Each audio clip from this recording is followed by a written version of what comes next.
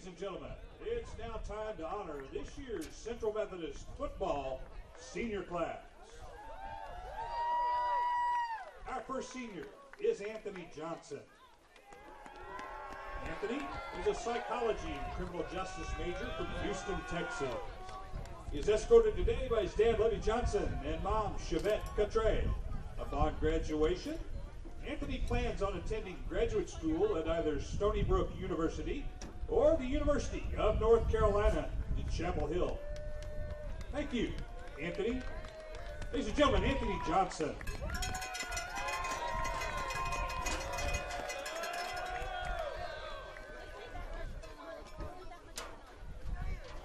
Our next senior is Donald Garland. Donald is an exercise science major, originally hailing from Lathrop, Georgia. He is escorted today by his girlfriend, Jewel. After graduation, Donald plans to become the best version of himself. Thank you, Donald. Ladies and gentlemen, Donald Garland.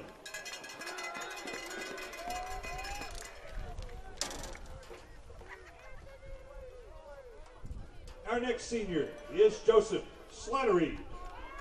Joe is a social science major from Pensacola, Florida. He is escorted today by his mother, Lindsay. Upon graduation, Joe plans to either return home and become a teacher and coach or to play professional football overseas. Thank you, Joe. Joe Slattery.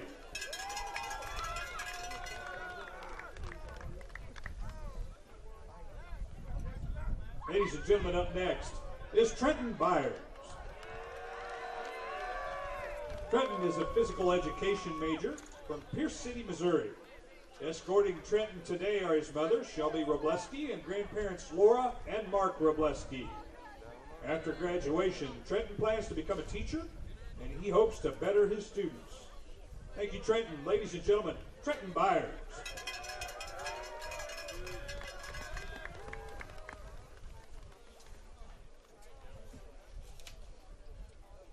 Our next senior is Matthew Allred. Matthew is a computer science major from Rogers, Arkansas. Escorting Matthew today are his mom and dad, Karen and Dennis Allred, and his girlfriend, Rachel Smith.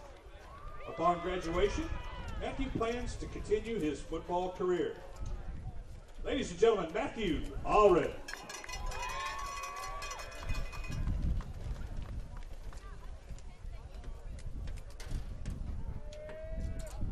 Our next senior is Eric Mays. Eric is an interdisciplinary studies major with a degree emphasis in physical education and psychology. He originally hails from just down the road in Marshall, Missouri, and is escorted today by his mother. After graduating, Eric plans to continue playing football at the next level. Ladies and gentlemen, Eric Mays.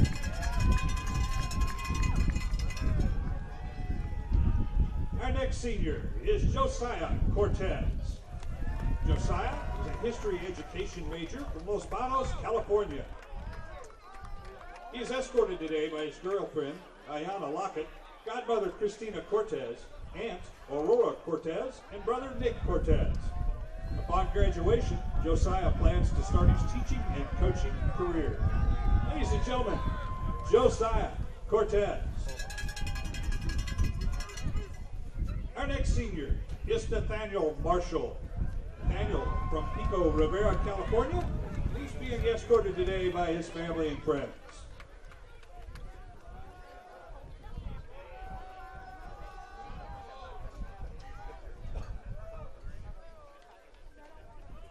Ladies and gentlemen, Nathaniel Marshall. And our final senior is Mr. Davion Stocker. Davion is a grad student working toward his master's degree in athletic administration. He hails from St. Louis, Missouri, and is escorted today by teammates Lontus McClinton, Rodney Melton, and Nolan Cobbs. Davion was named the Hart Defensive Player of the Week on October 10th after his performance against Mid-America Nazarene on homecoming. Davion is also Heart of America All-Conference shot clock operator as voted upon by the scorers table. After After graduation, Davion plans to pursue his professional football career. Ladies and gentlemen, Davion Stockard. Ladies and gentlemen, how about one more round of applause for our 2022 CMU football senior class.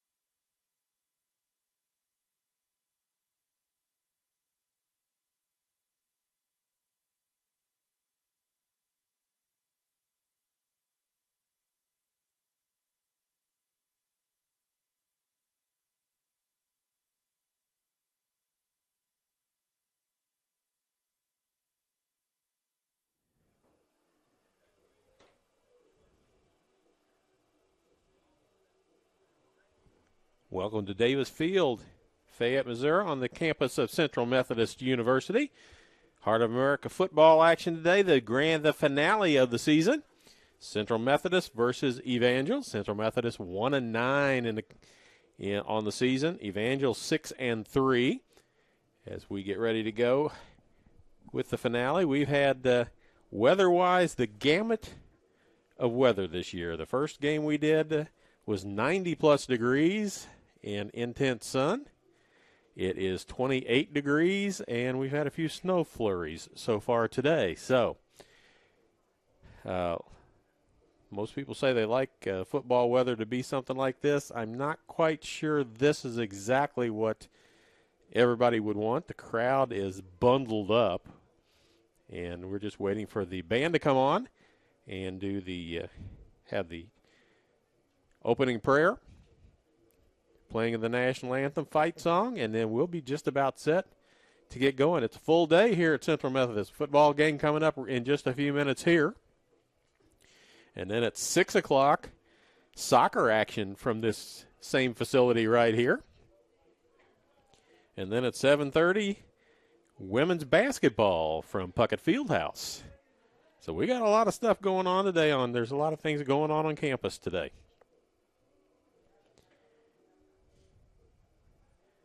Still got about 10, 11 minutes before game time, but I got a feeling this game's going to move along fairly quickly with the temperature and the wind involved. I'm looking, as you look at your screen, the wind is blowing from the left to the right across the field.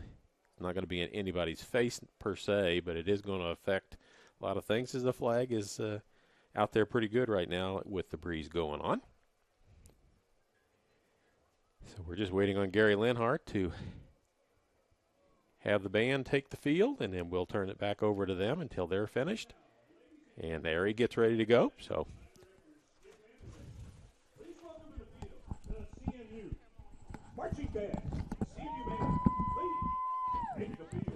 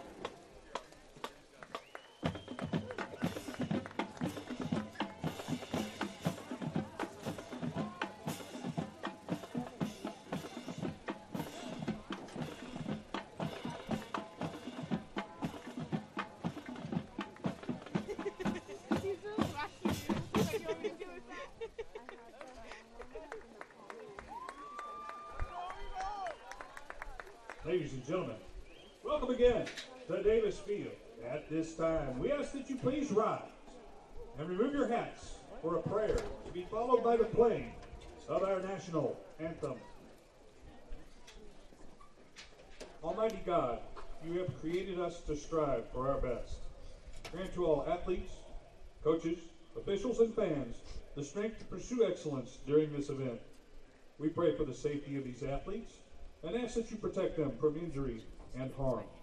Help us to honor you today in all we do on and off the field, and make us witnesses to your glory. In Christ's name we pray. Amen.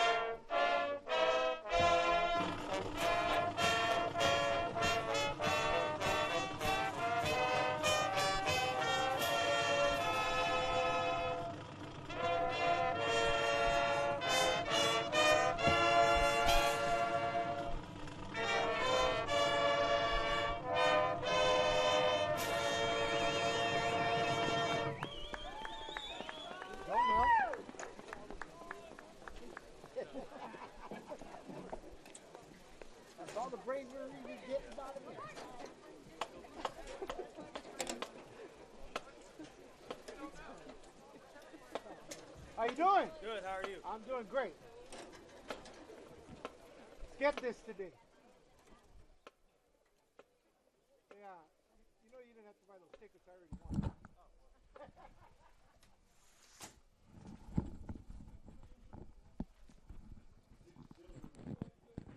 all right, so there you have the national anthem by the Sound of Central Marching Band. So we're just about set to go. Look over at the clock and got 5.5 minutes. So the band will form up for the team to come running through, playing the fight song while that goes on. And Then we'll be ready for the captains to meet at midfield and the coin toss and get this game underway.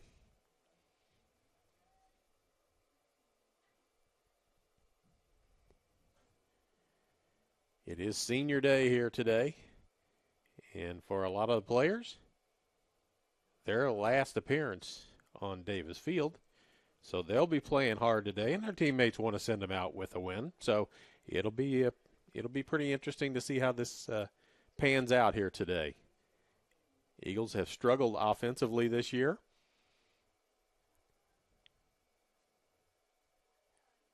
But the defense has been good all year, so let's see what happens today against Evangel Valor. Evangel comes in 6-3 and playing for hopefully a spot in a playoff somewhere down the line.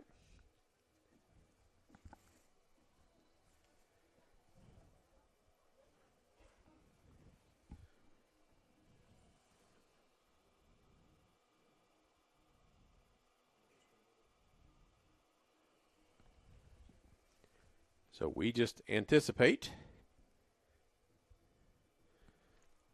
And here come the Eagles now. Out of their locker room, you will see them come into your picture momentarily.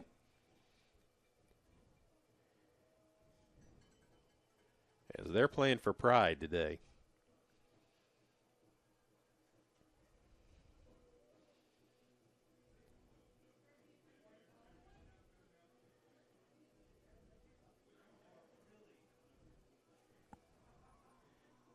Eagles gather underneath the goal post.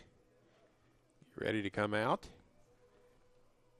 Evangel waiting on the track for the Eagles to make their appearance before they make theirs so they don't cross paths.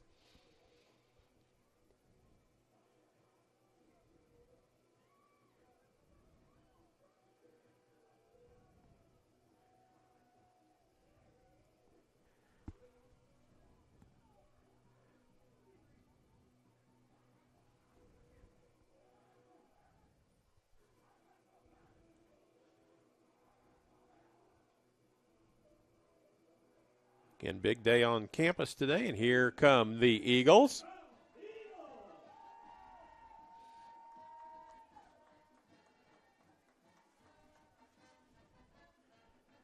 In their green uniforms, trimmed black letters, numbers, trimmed in white, white pants, the green helmets.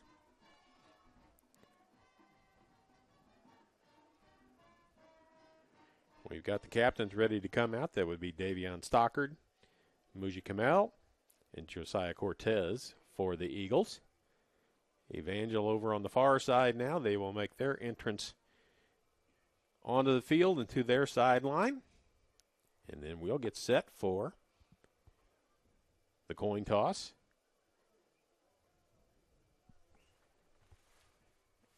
And the starting lineups for Evangel.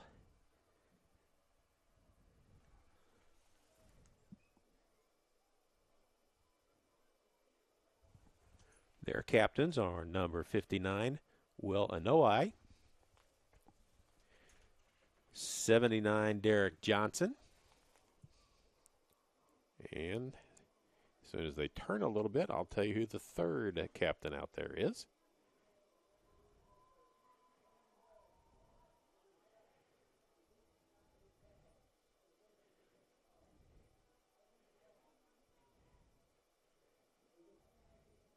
Central has won the toss. They're going to defer. Evangel's going to get the football, and they'll switch sides. They'll line up how they want to go, whichever direction that is. And the third captain is number 25. I'm going to guess that's Sammy Robinson. They have duplicate numbers. So Evangel will receive the football going from our right to left. Their final trip to Davis Field, probably for quite a while, as they are joining the Kansas Athletic Conference next year.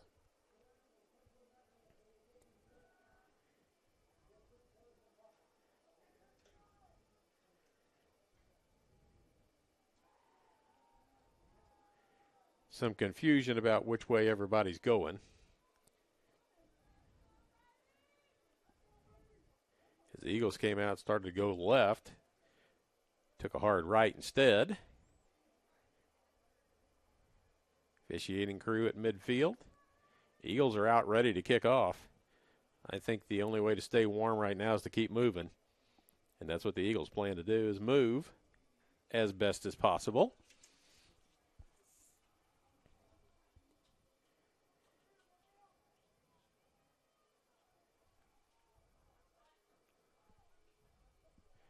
Back deep, Dylan Hester and Anthony Leverifon.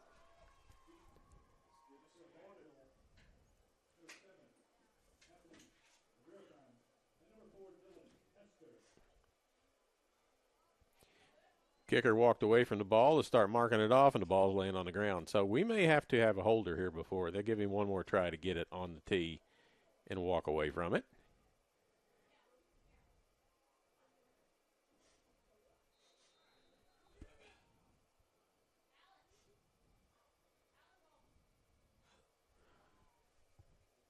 Short kick to about the 36-yard line.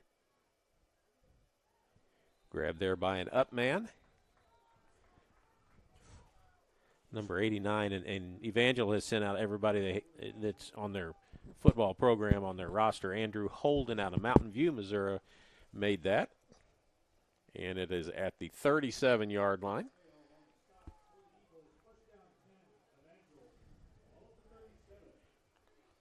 Quarterback is R.J. Wakely. Got two receivers at the bottom of the screen. Motion man coming across that direction. One back. Going to roll this way and throw. Short and incomplete, as it was intended for Michael Murray, number 13. Camell and Mays, both there for the Eagles. It'll be 2nd down and 10 from the 37.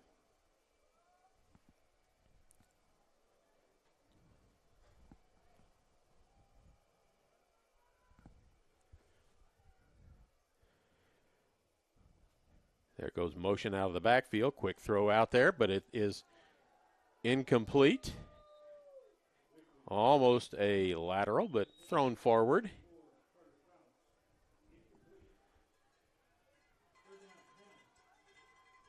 Third down and 10, as the wind has affected both of those throws so far for the Valor quarterback.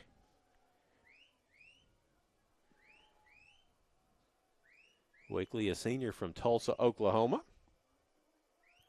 Motion. Jet sweep. No reverse. Fake on a double reverse. Around the corner. Down the sideline is number 44.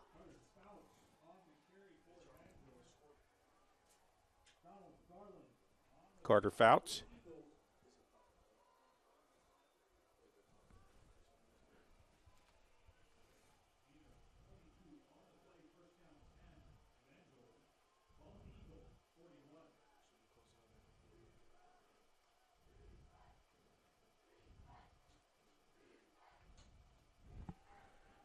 So big gain on that play. Makes it a first down. First down run goes nowhere as the Eagle defense in the middle stifles that.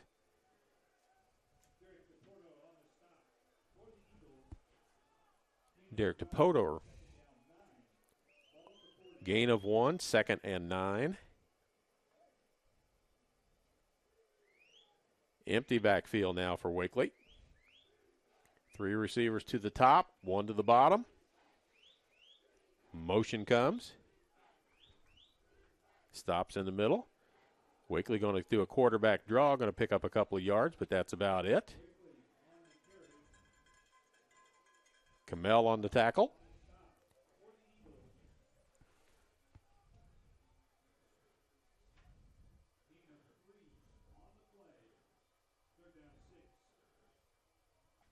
Gain of 3 on the play. Make it 3rd down and 6. Again, the wind's blowing from the bottom of your screen across to the top of your screen. Empty backfield again. 2 receivers right.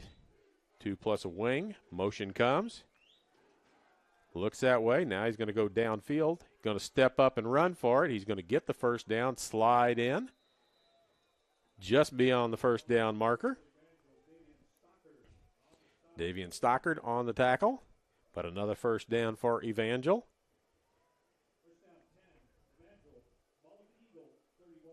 31-yard line.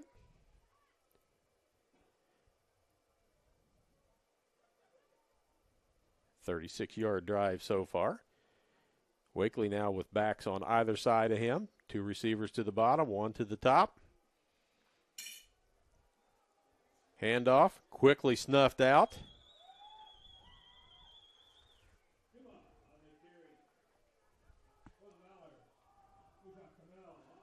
Kamel on the tackle, and that was Newman. Running back out of Arlington, Texas. Loses 4 on the play. Second down and 14.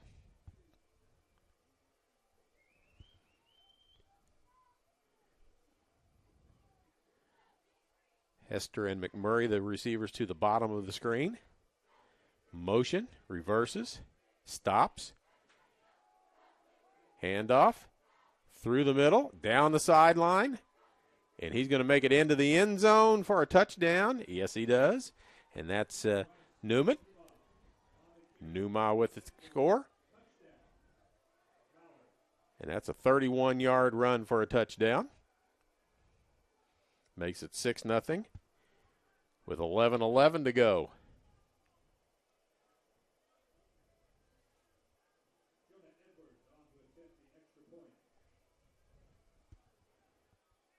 Jonah Edwards, sophomore kicker. Ball down, kicks on the way. Good, 7-0 is the score.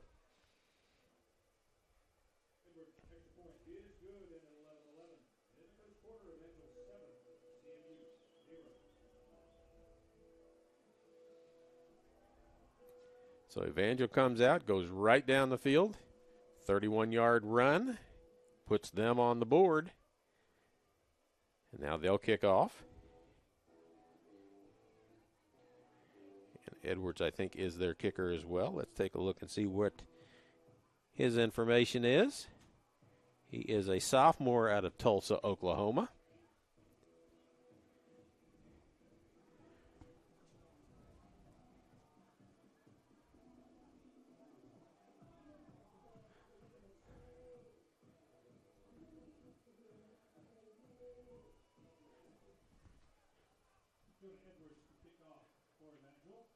Mays and Kamel back.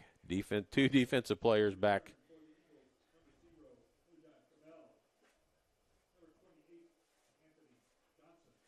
Anthony Johnson back instead of Eric Mays.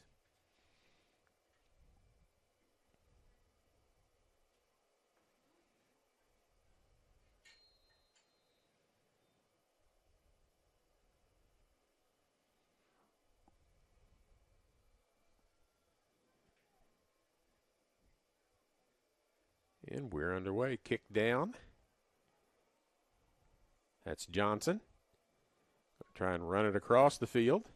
A lot of sideways and makes it out to about the 21, 22-yard line, and that's where the Eagles will set up shop.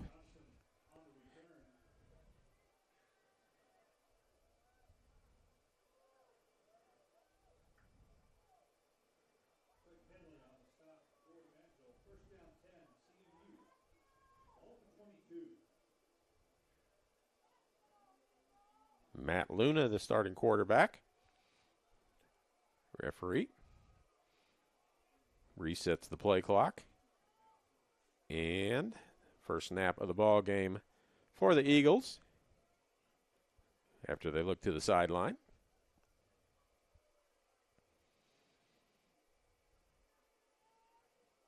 Motion, reset.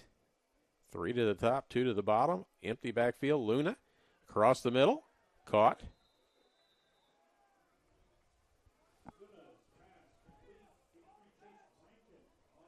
Chase Rankin, who's become a favored target here lately.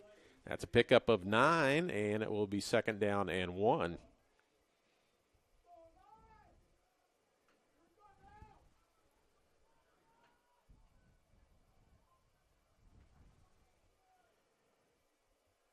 Eagles with a little bit more of a bunch set up.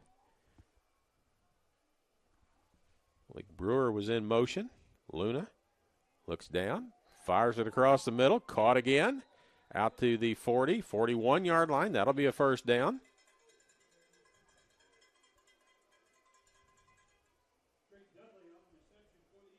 Drake Dudley with the catch.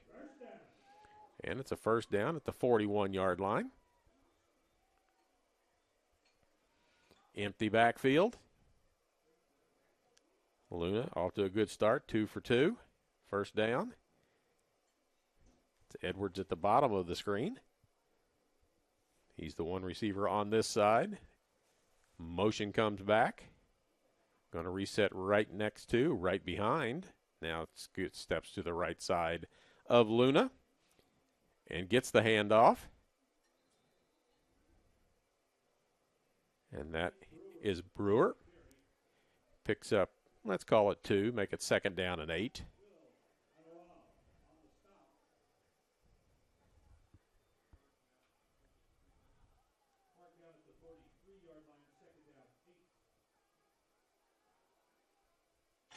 Will Anoa on the tackle, senior, 5'10", 300 pounds.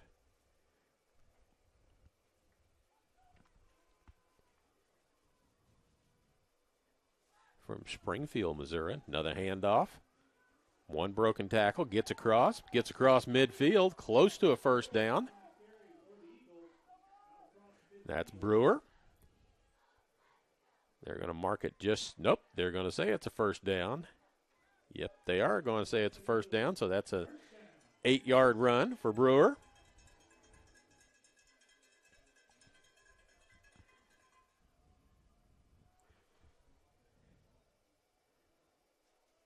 Eagles got the bottom of the screen loaded up with 4. Brewer goes in motion to the other side, resets at the wing, in the slot. Look to the sideline. 4 on the play clock. Gets the play off. Here comes the blitz. Hit as he throws, but complete outside. A.J. Allen with the catch. Knocked out of bounds at the 44. That's a gain of 5. Second and 5 as they replace the ball. So Luna off to a good start as he's 3 for 3. Short passes, get rid of it quick because he was getting pressure from the backside on that play, but got rid of it just in time. Brewer resets into the backfield. 9 on the play clock. And that one's knocked down. Intended. Knocked down by Brody Patterson, a freshman.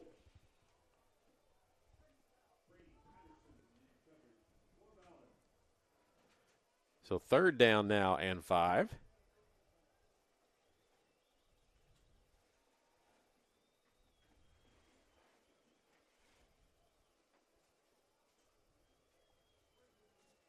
Third down 5. In Valor territory. Luna. Short again across the middle. Caught for another first down.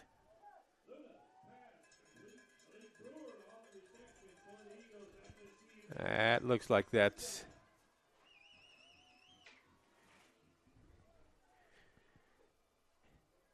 Chase Rankin with the catch.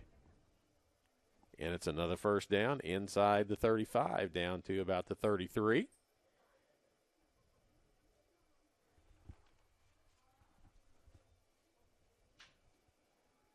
One back in the backfield behind Luna.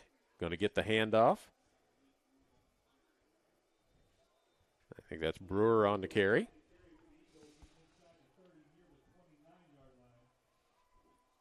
Cole Archer, defensive back, on the tackle.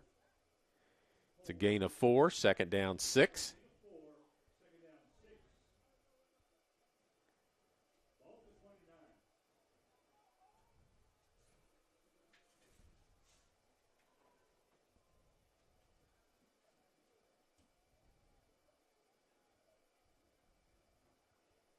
Luna checks sideline again. Wants Brewer to set to his right. Play clock down to 0. Don't get the play off. Too many looks to the sideline and no urgency to get the ball snapped, and that'll be a 5-yard delay of game penalty unless Central called a timeout, which they did not. So it'll be 2nd down and 11 now. That sometimes is the problem with all the sideline calls that you call it in the huddle, and then you look to the sideline to see if that's what the coaches want you after they get to see what the defensive alignment looks like.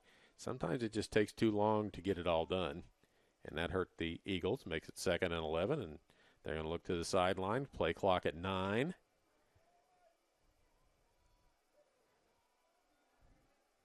It's Garen Vroman with the ball, going to pick up a couple of yards.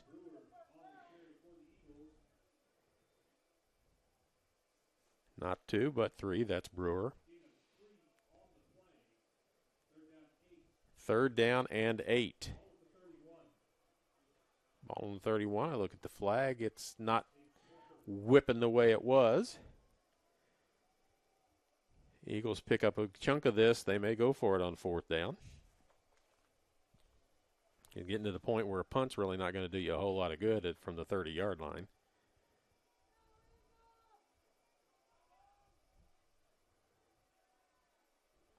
Pressure, looks, throws, gets it away, and there's a flag out there. So that could be a holding penalty against Evangel, or could be pass interference. I don't know how it would be pass interference with the ball that was thrown away, but it could be a hold against the defense. It's thrown in the area with the defender and the offensive player.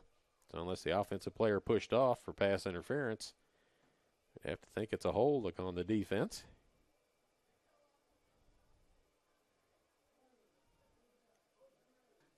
It is a holding against the defense, and that's a 10-yard penalty and will result in a 1st down for the Eagles as it goes down to the 21-yard line. So Central gets a break there.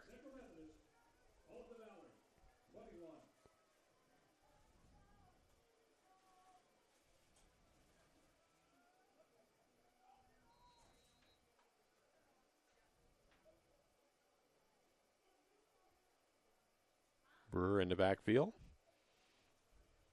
Luna looks in, got 14 on the play clock. Turns and hands it off. Run down in the backfield. Tackled around the original line of scrimmage.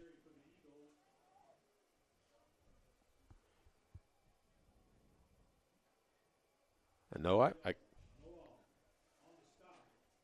on the stop again. 2nd down 10.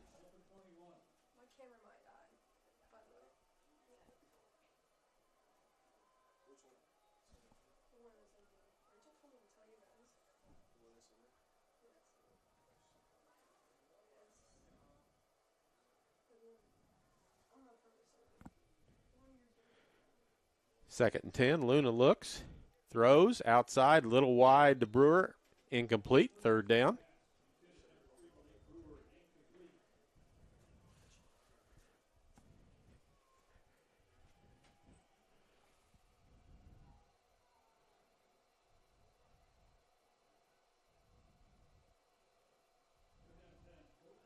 So 3rd down and 10.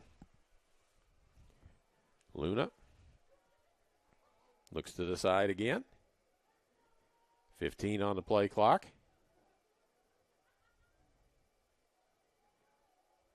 Brewer resets to Luna's left. 3 receivers to the top of the screen. Luna flushed. Got to have a hold of him and won't let go. That's Bradley Myers with the tackle, the sack. Takes it back to the 25-yard line.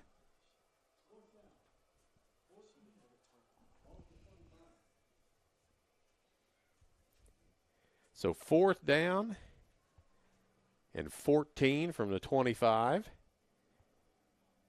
Central looks like they're going to go for it rather than send out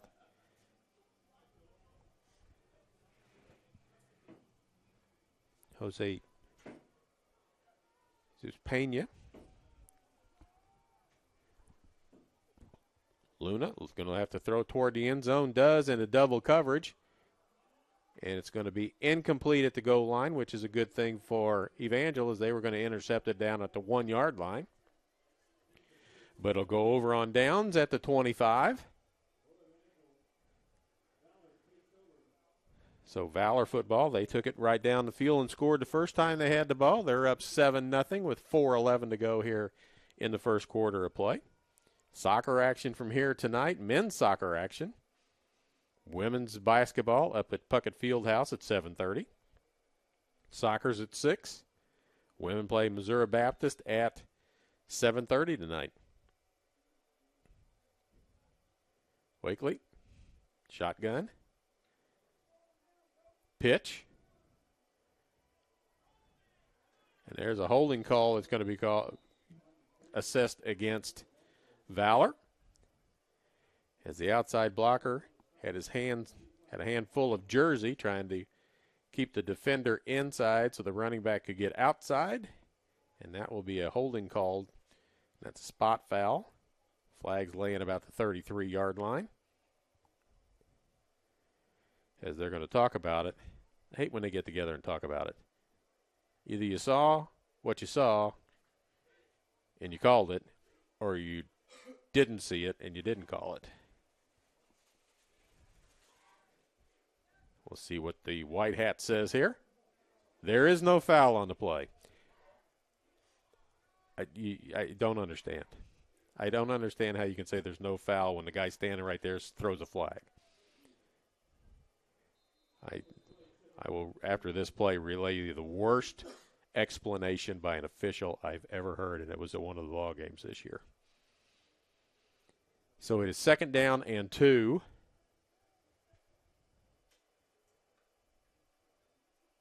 Throwing across the middle, high and wide, and quarterback gets knocked down. No flag back there, no flag at the end of the play, so it'll be 3rd down and 2. On a holding play earlier, flag was thrown, and the official, the referee's explanation was there's no holding on the play, as the holding occurred after the runner had passed where the holding took place. So there's no flag. He said holding 3 times in his explanation, and there was no flag. What? Yeah, that's exactly what he said, Jay Sean. He said there's no holding because it happened. The holding occurred after the runner had passed the hold. That is ridiculous. Yes, it is. Never heard of anything like it. It's the worst explanation I've ever heard from an official as to why something was or wasn't called. Yeah. So, run on the play, 1st down. It needed 2, got 3. They're at the 36-yard line now.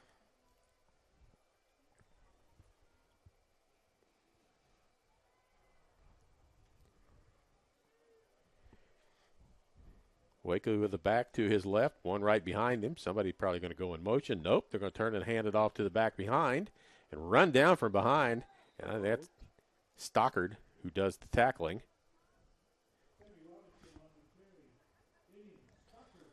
Jesse McLaughlin, nope. How about Sammy Robinson, the running back? Stalker's more of a field general. Like he knows where everything is. He knows where the spots to be at. Yeah, he's been player of the week once in the Heart this year for I don't know how many double-digit tackles in a ball game. Oh yeah, he deserves it for sure. Yeah, he's the man. 2nd down and 11 after that loss of 1. Quick out. Ooh. Mays has got that loaded up. Ball's on the ground, and they're going to call it a fumble for right now instead of an incomplete pass. Oh, probably because it wasn't forward.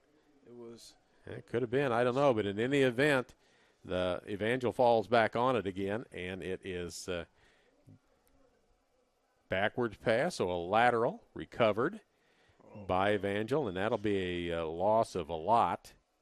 It goes all the way back to the 29-yard line, and they got to get to the 44, so that makes it 3rd and 17. Man, imagine. Yeah, so they're lucky because nobody really was moving too much after Mays had it lined up that he was going to drill the receiver as soon as he turned around. and the receiver didn't have the ball, and Mays still hit him pretty hard. Yeah, I seen it coming too. Yeah, he had the number lined up. He was going to hit it right between the 2 and the 5. Run to the outside. Kamel all over that, making the tackle. Okay, Musa. That's Sammy Robinson with the loss. He's a 6', 200-pound junior. So Evangel's going to be forced to punt with 1:10 to go here in the first quarter. Again, now the wind has changed a little bit, and it's at Evangel's back.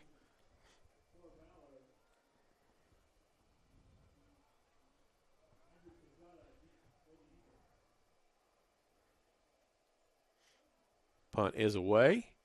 Good one, and a fair catch call for and taken. Good choice, good choice.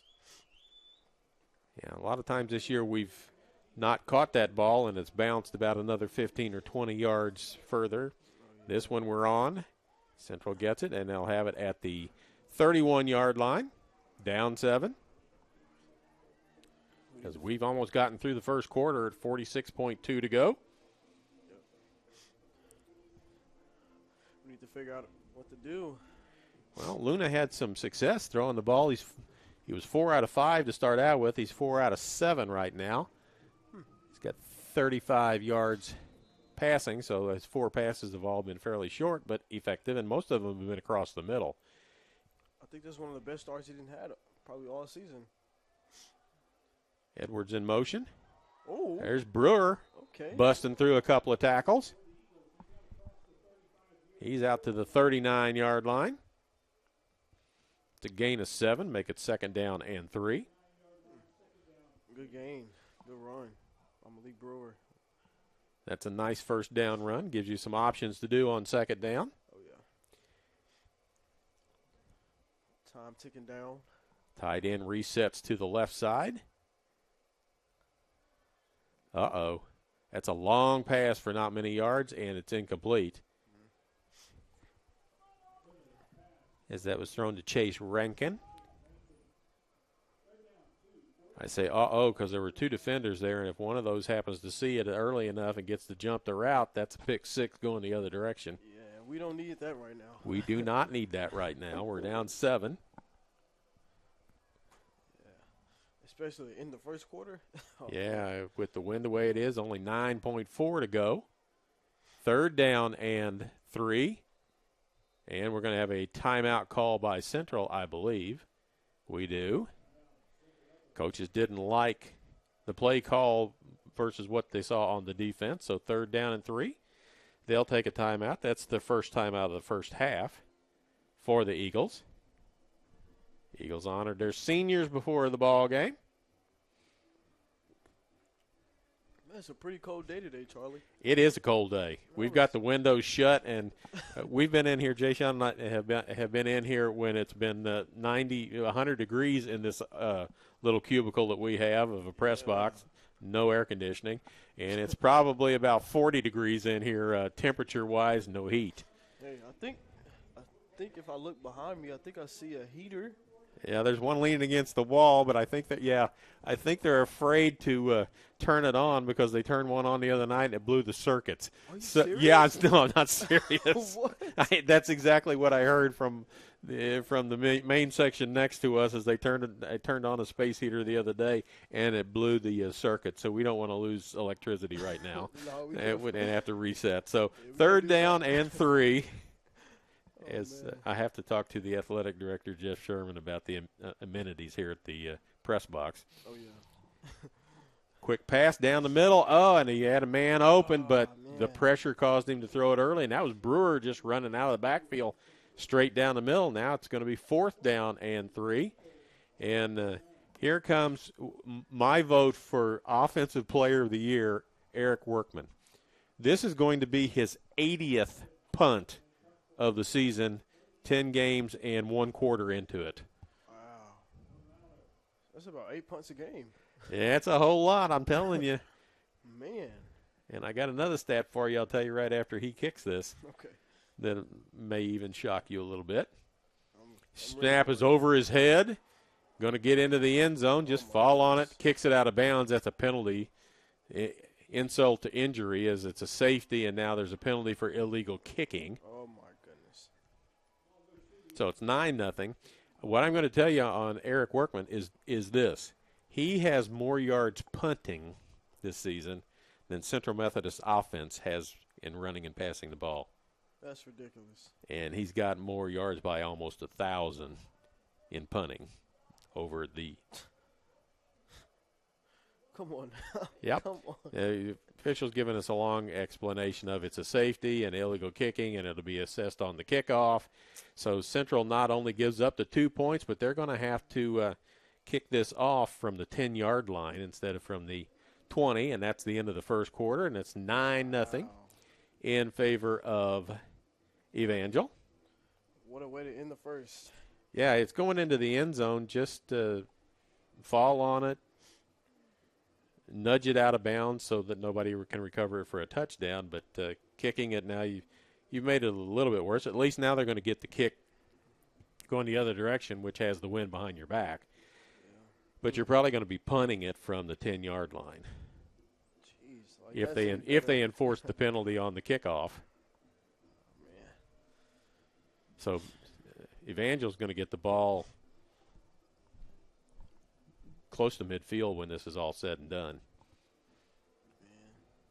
They're still standing at the 20, so I don't know if they are going to assess the penalty for the illegal kicking.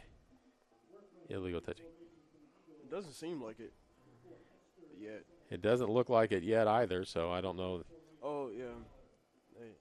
Looks like they are. We'll soon see if they stop at the 20, because that's where you get to kick off from after a safety. It's a free kick. You can punt it. You can kick it off the tee. Workman's out there to kick it as a punt. Returners are standing at the 25-yard line. There's the kick. It's a nice one. Going to bounce. Maybe it'll get a big hop and give them plenty of time. Nope. Picked up. Pretty good kick. And run back through a seam. My goodness. He's got Workman to beat, and that's it. And he keeps zigging and zagging. No way. Yep. Going to end up getting all the way to the end zone, to the pylon, and in for a touchdown. You can't be serious, man. Dylan Hester with a kick return. That's going to go about 75 yards, give or take a little bit, for the touchdown. That took 22 seconds, so you know there was lots of zigging and zagging on that. Yeah. For that amount. But that makes it 15-0 with the extra point pending. What? I'm just in awe right now. I can't believe that just happened.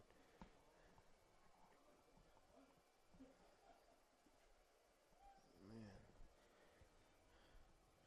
So, Jonah Edwards, extra point,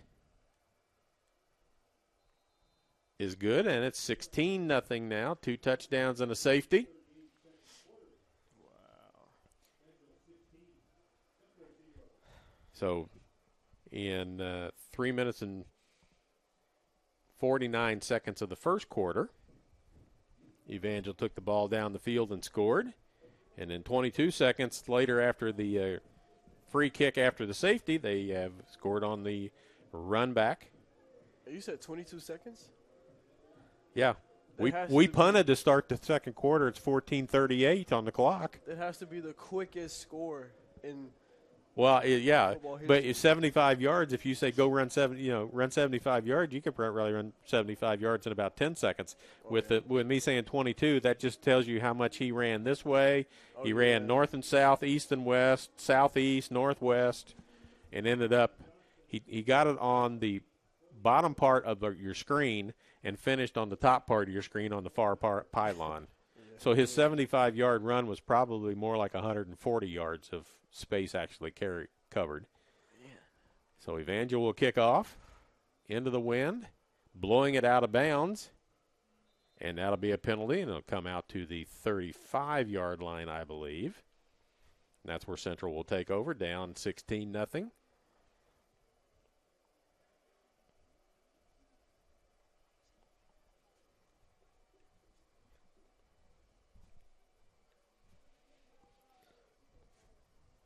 So it's illegal procedure to come out to the 35-yard line. And that's where Central will have the football.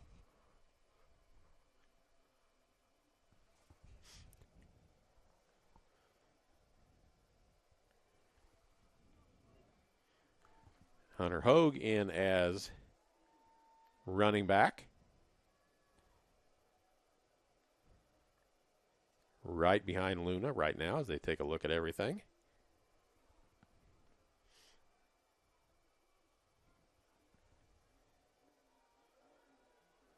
Luna keeps it. Slides down after over the 40-yard line.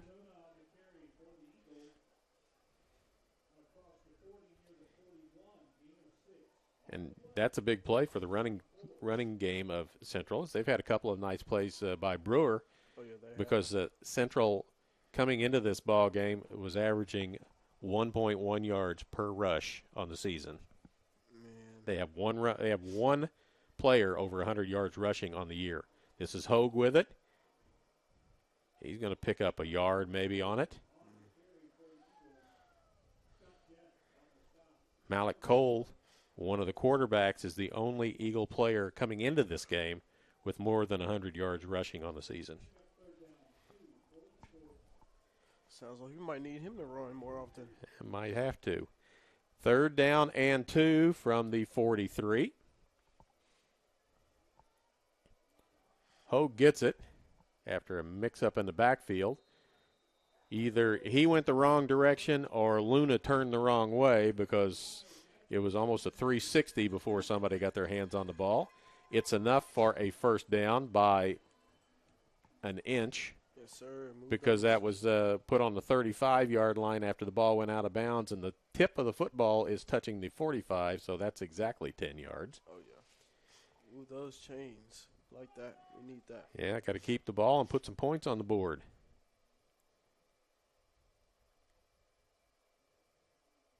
Luna looks back, looks out, looks inside. High and not handled.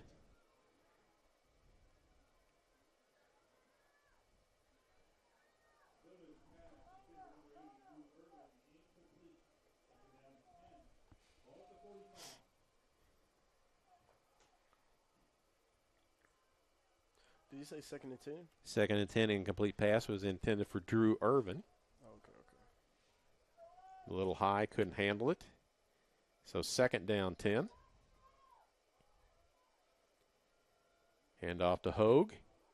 Skips through the middle a little bit. Picks up about 6 on the play, so it'll be 3rd down and 4. Good run. Luna started out 3 of 3. He's now 4 of 10 in the ball game. Okay, we got a whole another second half and the rest of the second quarter too. Yep. So 3rd down and 4. Look to the sideline. 25, still plenty of time on the play clock.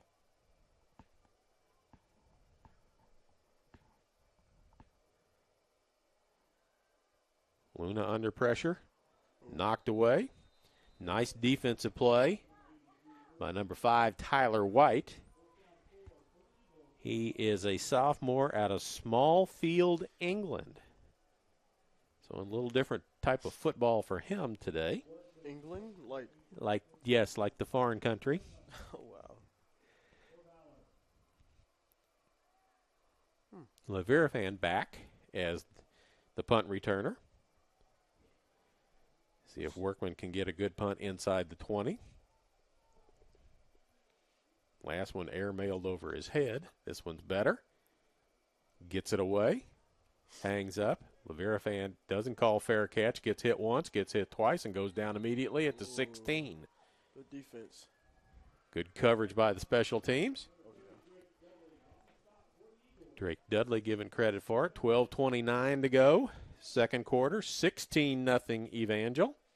We've got halftime festivities for you with being senior day, senior dancers, cheerleaders, band members will all be recognized at halftime. So stick around for that.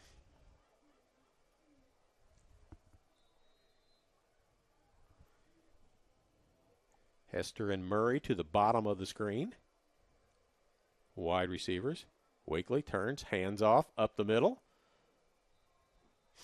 Nice gain. Good defense.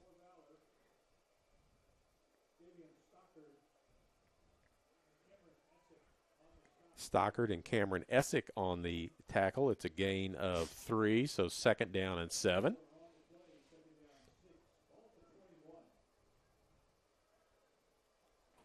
Wakely, one back to his right. Motion, goes back, starts right where it ended up. Quick outside pass. That missed tackle. Oh, man. Come on now. And down the field goes number 4, Dylan Hester, who had the kick return a while ago for the touchdown. He moves it all the way out to the 43-yard line. From what I've seen so far, Dylan's pretty shifty. Yeah, he's got a lot of moves. Let's see where Dylan Hester, wide receiver, sophomore from Strafford, Missouri, from girl basketball capital of South Missouri. Strafford High School girls won 4 straight state championships and 108 games in a row. 108 games. You know how many games? It's 3 full seasons of not losing and half of the 4th year. They started a bunch of freshmen when they were there. They lost some games first semester of those freshman girls' years, and then they did not lose again. And one of those girls is playing at Mizzou right now. Oh wow, she must be tough and valid. She is. She scored 3,000 points in her high school career. 3,000. Wakely. That is wild. Yeah, I was doing. It was a championship game, and I was doing it. Her dad was a coach. She had a twin sister on the team. Kaylee Frank is the name. Wait, does she play for? She played Missouri Mizzou. Baptist? No, she plays for Mizzou. Oh, Mizzou. She was still in the game. They were winning the state championship game by a whole bunch, and she's still in the game, and I couldn't figure out why. She made a free throw, and the crowd started chanting, "You got 3,000 points." That's why she was still in the game. She got her 3,000 points, and then her dad took her out of the ball game. But they won 4 straight state championships. 4 straight. 4 straight. Man. And there's an incomplete pass as the ball is bouncing all over the place. Receiver didn't get it. Tried to be picked up by a defensive player. Didn't pick that up very well either. So it's 4th down and 4. And Ryan Connor comes onto the ball game. He is the punter. Eric Mays goes back. He's going to be standing inside his 20. He's standing around the 15 when all's said and done. 4th and 4. See if they're trying to draw Central off. They do not. Kick is away. Held up by the breeze. Going to bounce and take an eagle bounce back to about the 32 or 33-yard line. An eagle bounce. Eagle bounce. So Strafford had the Frank twins, Kaylee and Haley. Wow. So my little bit of knowledge about Strafford. Central has it at their own 32-yard line. 10:01 to go here in the first half. Luna We need to capitalize. Come on now. over the middle. Caught by Dudley, I believe, out at the 45 to the 46-yard line. That'll be enough for a first down. And Luna, nope, one of the linemen. Trent Byers is down. Hops up. He's a senior. We've seen him last year where he couldn't hardly walk, but he wasn't coming out of the ball game, and he's holding his hand a little bit, and I don't think he's going to come out of this ball game. Not with that being the problem. 46-yard line.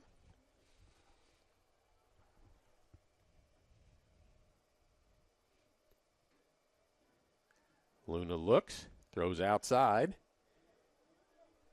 Caught on the outside by A.J. Allen. Good catch.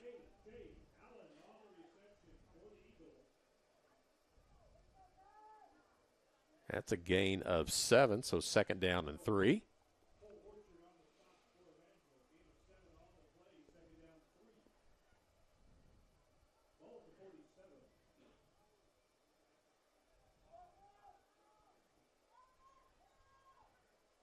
Luna again, shotgun. That's Roman, I believe, in that running back. Garen Vroman from here in Fayette.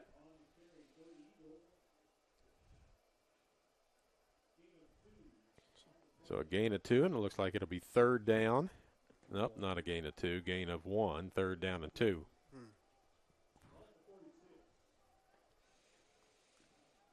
Just inside the 47.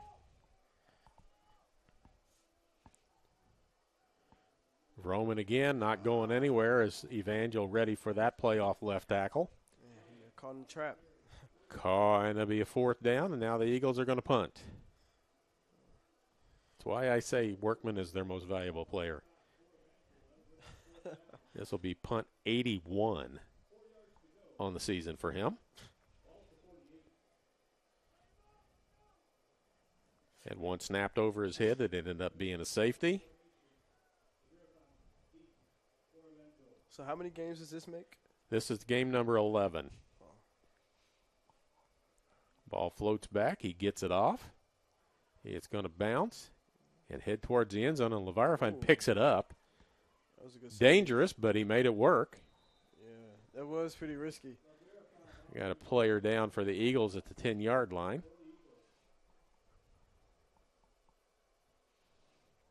That looked like it was going to go in the end zone, but the return makes it worthwhile as he makes it out past the 20.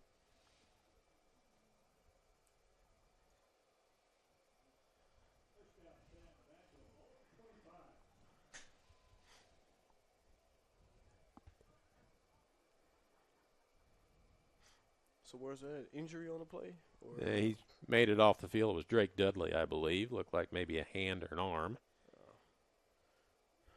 Probably because it's cold weather. Yeah. Wakely fakes, looks deep, throws outside. Oh, you got to intercept that. Oh, yeah. That's what I'm talking about. And there is the interception as the ball hung up. Oh, yeah. There you go. Eric Mays with the interception. Eric playing his final ball game here at Central. Senior from Marshall, Missouri. Oh, yeah, you Mays. Ball hung in the breeze, and Mays undercut the receiver. Yes, that was Hester that was going after it. He's their big play guy. He's got a kickoff return for a touchdown and a couple of other nice runs.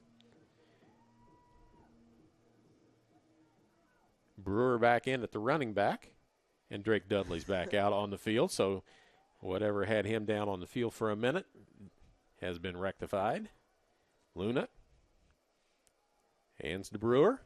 Finds a little bit of a crease, gets through inside the 40. Make it about an 8-yard gain. It'll be second down and 2. Seemed like he had a first down. Yeah, he got through there pretty quick. He's been the rusher with the most success. That was his 7th carry. He's got 33 yards. Not too bad. Not too bad.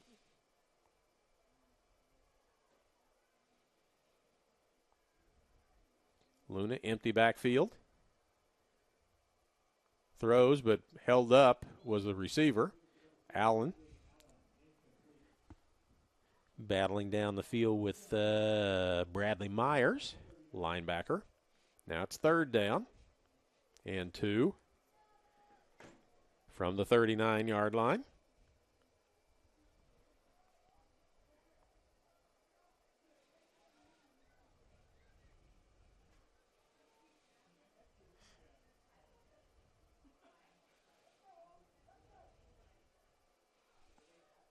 Plenty of time on the play clock. Brewer in motion. Throws it to him outside and almost picked. Ooh-wee. His number 15 for Evangel jumped that thing. Thought about heading the other direction with it. Seems like the Evangel's defense awareness is plus 20. Yeah, Cole Orchard almost picked that pass off. Eagles 4th and 2, and they're going to go for it from their own 39. Or they're going to try and draw Evangel offside. 15 seconds on the play clock.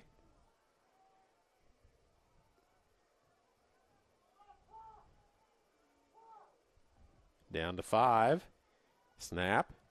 Rush. Going to throw the ball long to Allen. Knocked down. Incomplete.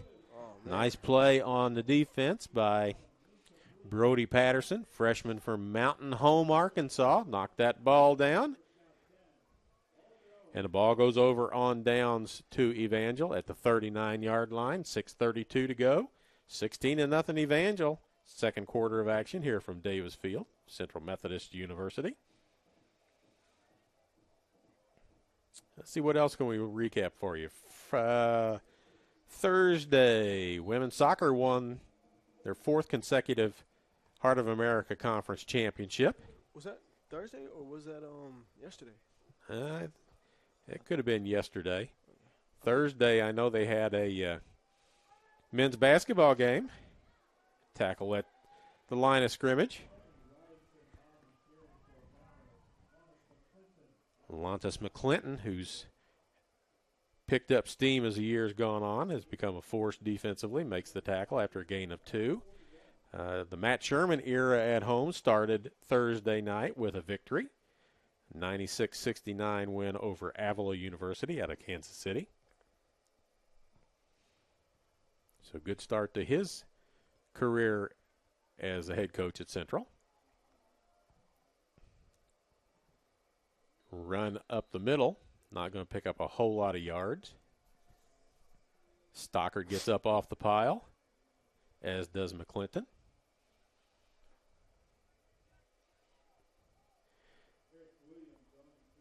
It'll be 3rd down and 7.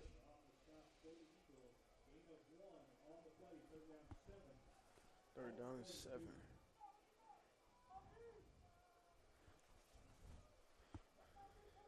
You know what sounds good right now? Pick 6. Yes, sir. Or a fumble. Fake the reverse, and off and running is number 44. He's got one man to beat, and going to be tackled down inside the 15-yard line. Carter Fouts, a freshman, and he's listed as a D-back out of Bethany, Oklahoma. So his specialty is running the reverse. Not going to lie, that was a good play, though. They faked the double reverse, and he kept it and took off running. Under 5 to go here in the first half of play.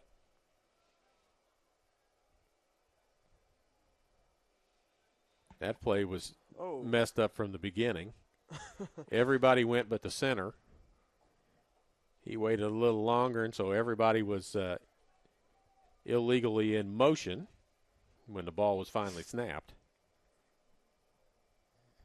See what the white hat says. He's looking for the number of somebody. Illegal procedure, false start, 5-yard penalty, 1st and 15 now. First down, 15. The ball's at the 21. So Wakely looks to the sideline. Motion. Stops. Handoff. Still going, breaks the tackle and gets inside the 15.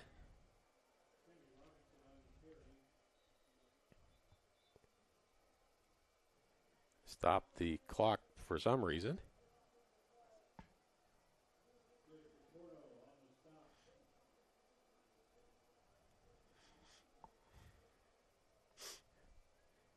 Referee saying something, but I don't know. He wants to reset the play clock all the way to 40.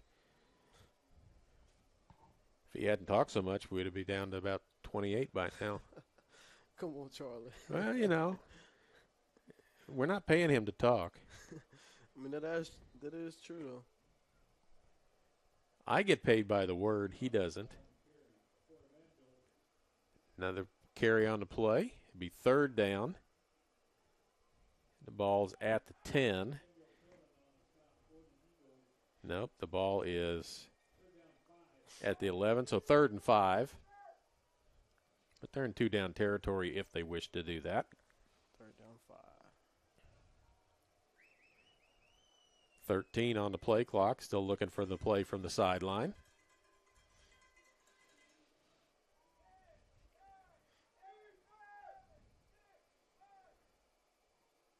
Hand off. Not going to get to the first down marker, I don't believe. I hope not. Sammy Barnes, I believe, or Sammy Robinson with the carry. It'll be 4th down and 1. 3:07 and counting.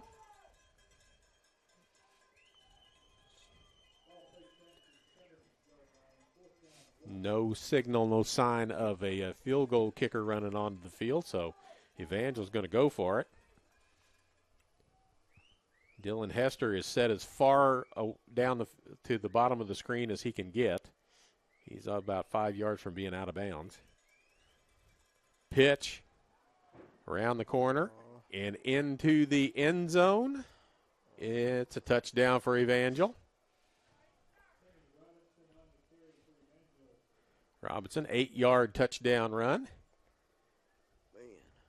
Makes it 22-0 with the extra point on the way with 2:33 to go. Faked it up the middle, pitched it outside. That's why Hester was so far down at the bottom of the screen to stay out of the way and keep his man away from it. Kick on the way and good, and it's 23-0 with 2:33 to go. Man.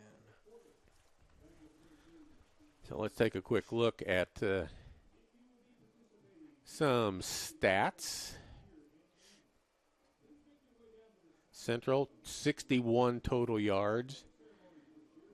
Evangel, 164. Big difference. Yeah, that's 300-plus yards to 120 over this scope of a full ball game.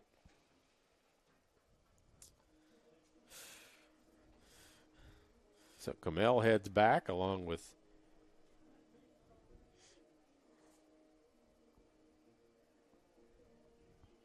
Anthony Johnson.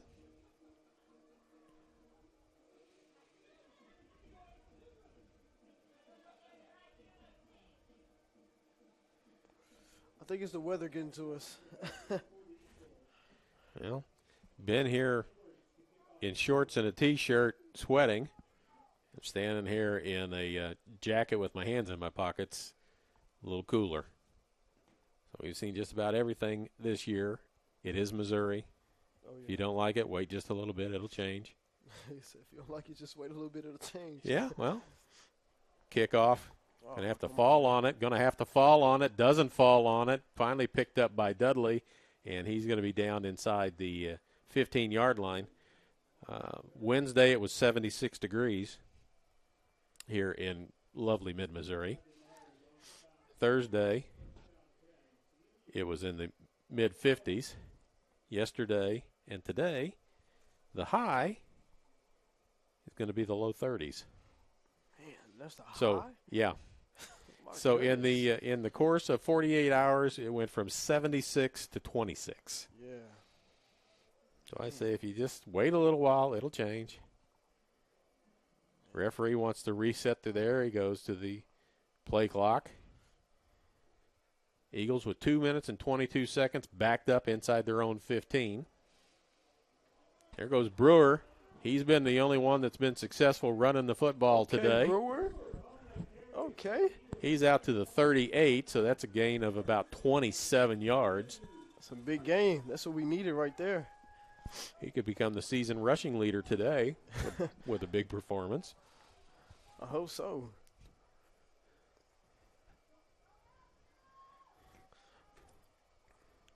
Oh. There's a handoff. Kind of messed up from the beginning. Going to pick up a yard or so, which is always good. Yeah, maybe a yard.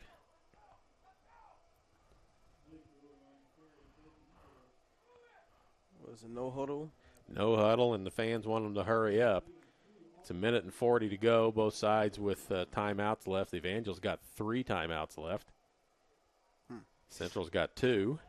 Yeah, because we took that one early first quarter. Yeah, we took a timeout on offense, looking at what they were getting ready to do. There's pressure on Luna. He gets rid of it to Brewer, but because of the pressure, he has to hurry the throw, and it's not on target. So it will be 3rd down and 8 with a minute and 22. Fans wanted them to hurry up. Now the clock stopped. Now they're going to want them to run the football and make Evangel use a timeout. Otherwise, Evangel is going to get the ball back probably around their own 30, 35-yard line after a punt. So 3rd and 8. Pressure comes again. Luna steps up. He's going to run. He's looking to see where he's going to come up short, though. It's going to be 4th down. He slides and comes up 2 yards short. Luna got a little speed on him. I see. Does. And a timeout will be called by Evangel. As it'll be 4th down and 2.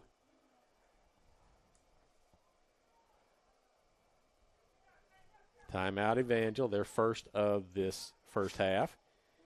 So it's 4th down and 2. See what the Eagles want to do. I can't imagine they're going to go for it, but being 1-9 on the season, what have you got to lose? And you're down 23 points in the first half. Yeah, nothing at all. Not a thing.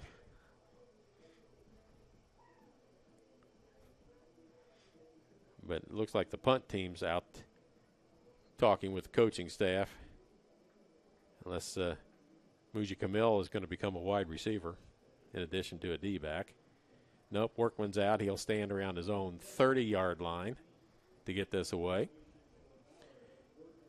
Hester with a kickoff return already for a touchdown. Stands back at his own 24-yard line.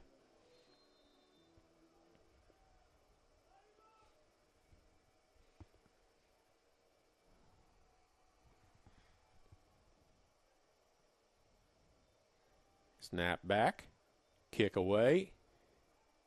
Hester catches it at the 26-yard line. Evangel will have 1 minute to go and 2 timeouts to see if they can get into field goal or score a touchdown. Get in the field goal range or score a touchdown.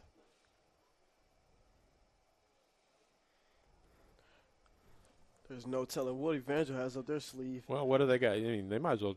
They could chuck the ball down the field. What's the difference? You know, there's 3 things that can happen when you throw the ball down the field like that, and 2 of them are good for the offense, and 1's good for the defense. Yeah. Throw it down there, it's caught. There's a penalty, or it's incomplete. Or a touchdown. Or a touchdown. Never know. Wakely throws short. Tackle right away. Nice tackle on the play. That's Kamel again with the tackle. As the pass went to Murray. Gains 2, 2nd down and 8. Clock continues to run. Wakely have to throw the ball a little bit deeper than what he did. Oh, now he's flushed. Finds a receiver, throws it on the sideline. It's incomplete. Intended for White. Incomplete. Be 3rd down. 33-9 left to go. 3rd down and 8. Just don't give up a big play on 3rd and 8.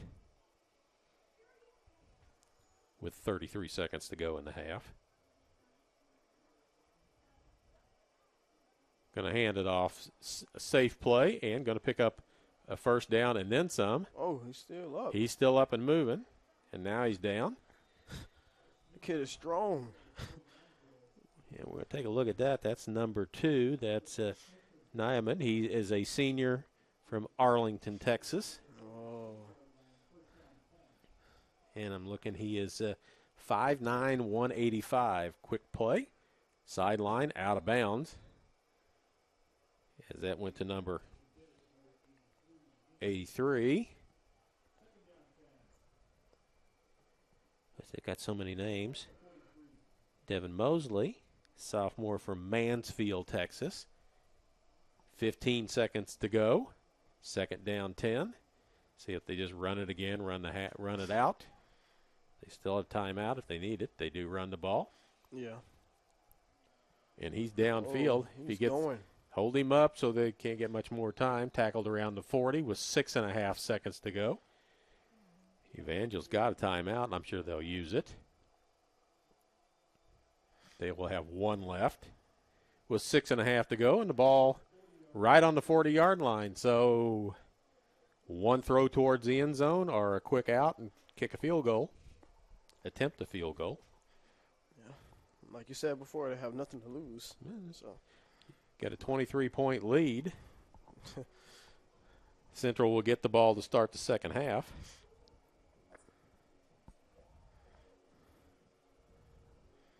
good thing we'll be inside after this game. Yeah, we just got to move our equipment from the football field, the Puckett Field House, up on for the basketball game tonight. Yep. Women play at 7:30. Move was a 7 o'clock original, and they moved it back so people could come to the soccer game. Be glad we're not doing the soccer game down here at 6 o'clock tonight. Man, I want to be cutting and biting. Yeah, I did a football game last night that got a little breezy at the end, too, in the press box. We had a window open for our camera crew. It got a little breezy. That would be my wife, and she was in a full coat, sweatshirt, scarf, gloves, the whole 9 yards. Wakely back, going to throw the ball long, does throw it long, caught, and time has expired. Oh, wow. And Evangel says there's got to be some time left on the clock. It didn't take 6.5 seconds. The officials are going to talk about it. Yeah. I'm pretty sure it won't change. It's halftime at this point. Well, everybody's going to line up. If I were Central, I'd be running off the field heading toward the locker room. Yeah. And saying there's no way there's any time left, and who called the timeout with any time left. But,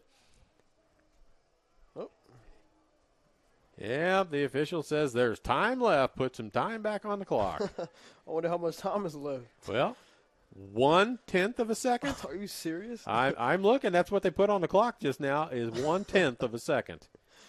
No, that's wild. This is I understand the concept of home cooking. The Eagles are not getting any home cooking. If you're seriously going to put 1/10 of a second up on the clock, I mean, they put a one. Now it's 1 second. That's much better. Yeah. I was going to say, man, this is not basketball. Oh, no. Doesn't make any difference if it's 1/10, 1 second. They're going to get to snap the ball regardless. Yeah.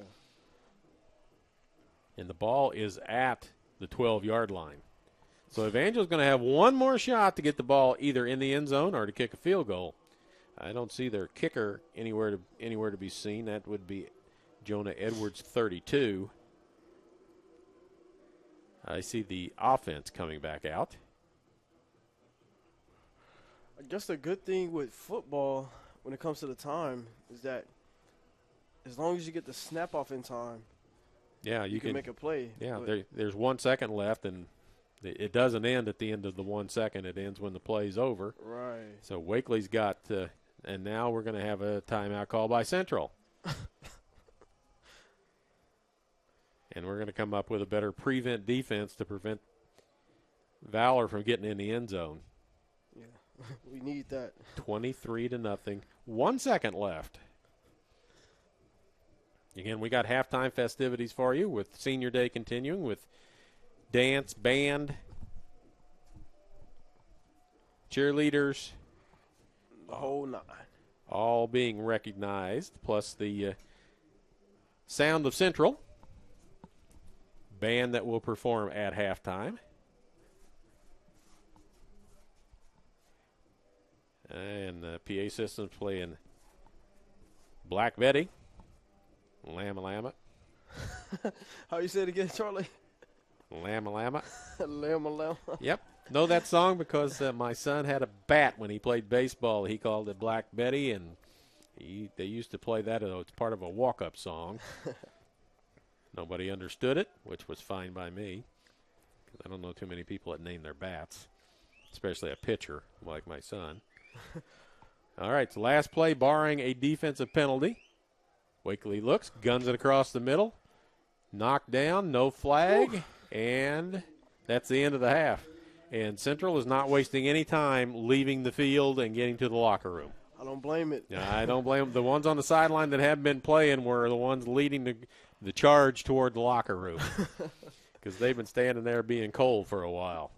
So we're at half. 23-0 is our halftime score. We're going to have all the festivities and stuff. We'll hang our headset out the window so you can hear the PA, the music, all the information that's going to go on, and then we'll come back when that's done with some halftime stats to talk to you before the second half starts.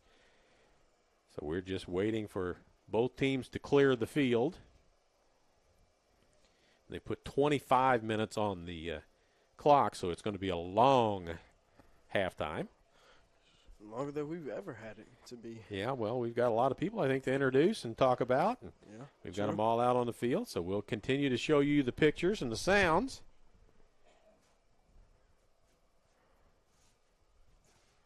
Of Central here in just a minute as everybody heads out. I don't know where the fans are going. They're going to I don't know if they're going to the concession stand to stand by the grill for the hot dogs and the hamburgers. That would be about where I'd be going right about now. Or in the car with the heat on. Yeah, and you might be able to drive back down here. It used to be there weren't lights on this football field many years ago, and when the when the games got going longer in the afternoon, cars would just line up along here and turn their lights on. That's during the Tom Stein era when he was throwing the ball 60 to 70 times a game. Jeez. Was that when there was a 99-yard touchdown? Yeah, the Eric Trails 99-yard touchdown play. Yep, that was that. That was that era. That was Tom Stein in a space of about less than a month threw for 572 yards in a game and then 576 in a game. That is crazy. Yeah, that's a lot of throwing. A lot. And your arm got to be tired after that game. Yeah, as Eric Trails was here doing some commentating with us, Tom Stein was the last cut by the Oakland Raiders. Oh, yeah. He made it to the final cut. All right, so we got senior stuff going on here. I'm taking the headset out the window and let you listen. First up, we're going to go with the co-ed cheer team. Our first senior is Alexia Johnston. Alexia is a nursing major from Eldon, Missouri. She is being escorted today by her father, Scott Johnston, and mother, Jessica Johnston. Alexia's plans after graduation are to become a PICU nurse and eventually get her master's degree in nursing. Ladies and gentlemen, Alexia Johnston.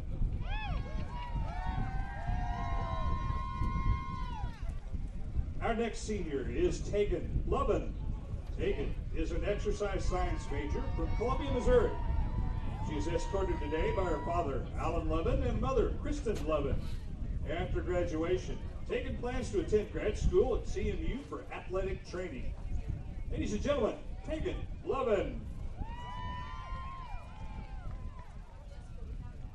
Up next, Isaiah Studer. Isaiah is a marine biology major from Killeen, Texas.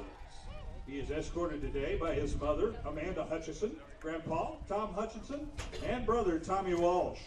Isaiah's plans after graduation include attending graduate school. Ladies and gentlemen, Isaiah Studer.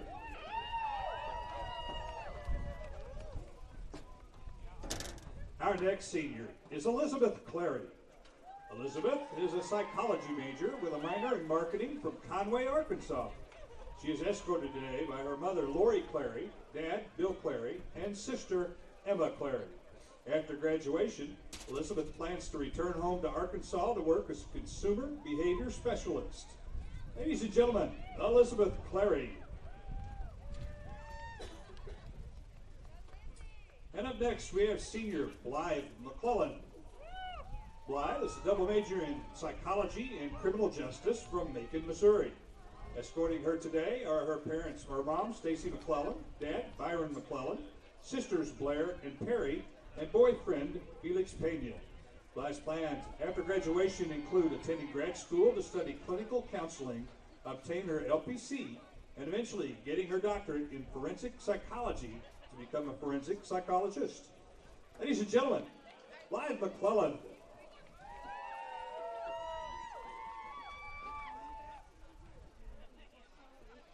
And now, ladies and gentlemen, let's recognize our 2022-2023 Eagle Envy Dance Team seniors. Our first senior is Hannah Destiny Redding. Hannah is a psychology and criminal justice major from Kansas City, Missouri. She is escorted today by her mom, Carla Redding. Hannah's plans after graduation include attending a master's program somewhere back home or taking a gap year to join the Peace Corps. Ladies and gentlemen, Hannah Destiny Redding.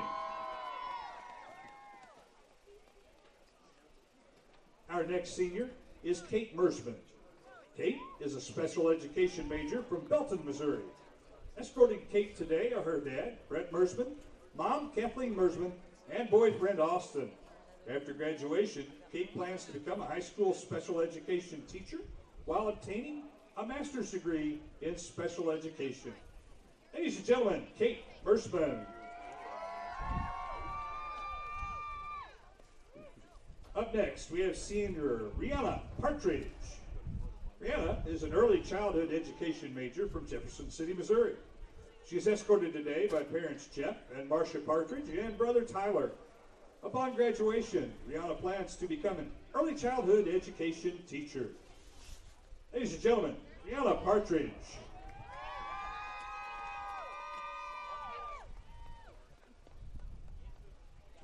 And our final senior is Matt Barker.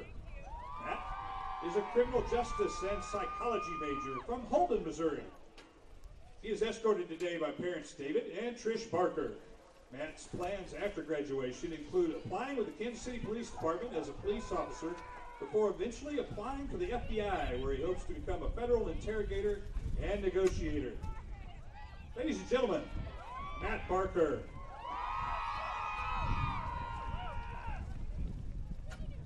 Ladies and gentlemen, please give another round of applause for our 2022 CMU Cheer and Dance Senior Class.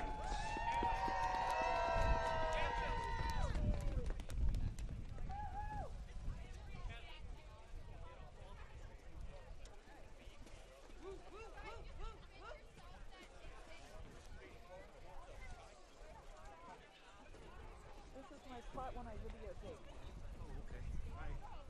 Are you set up there? Nope. Well, I'm not. You gotta open them and shake them and they get warm. Thank you. I got my You toe have one? warmer. Oh no, not I'll right open now. it for you I if will you here as soon as I get done videotaping.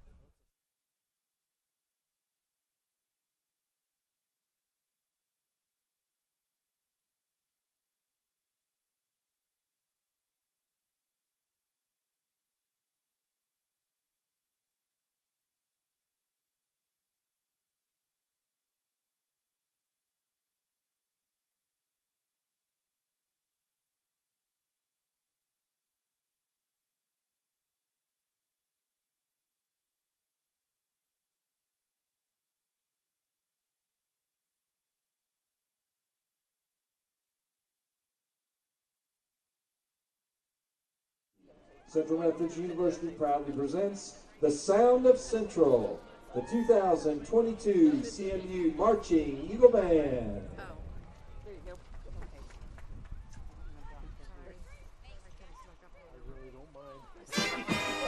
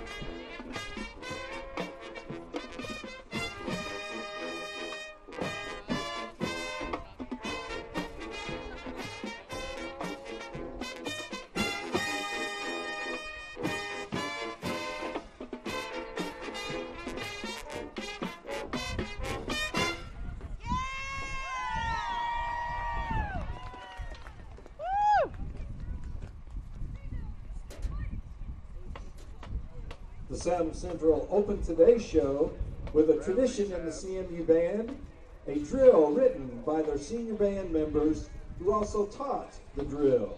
Of course, you recognize the tune. That was Michael Jackson's Thriller.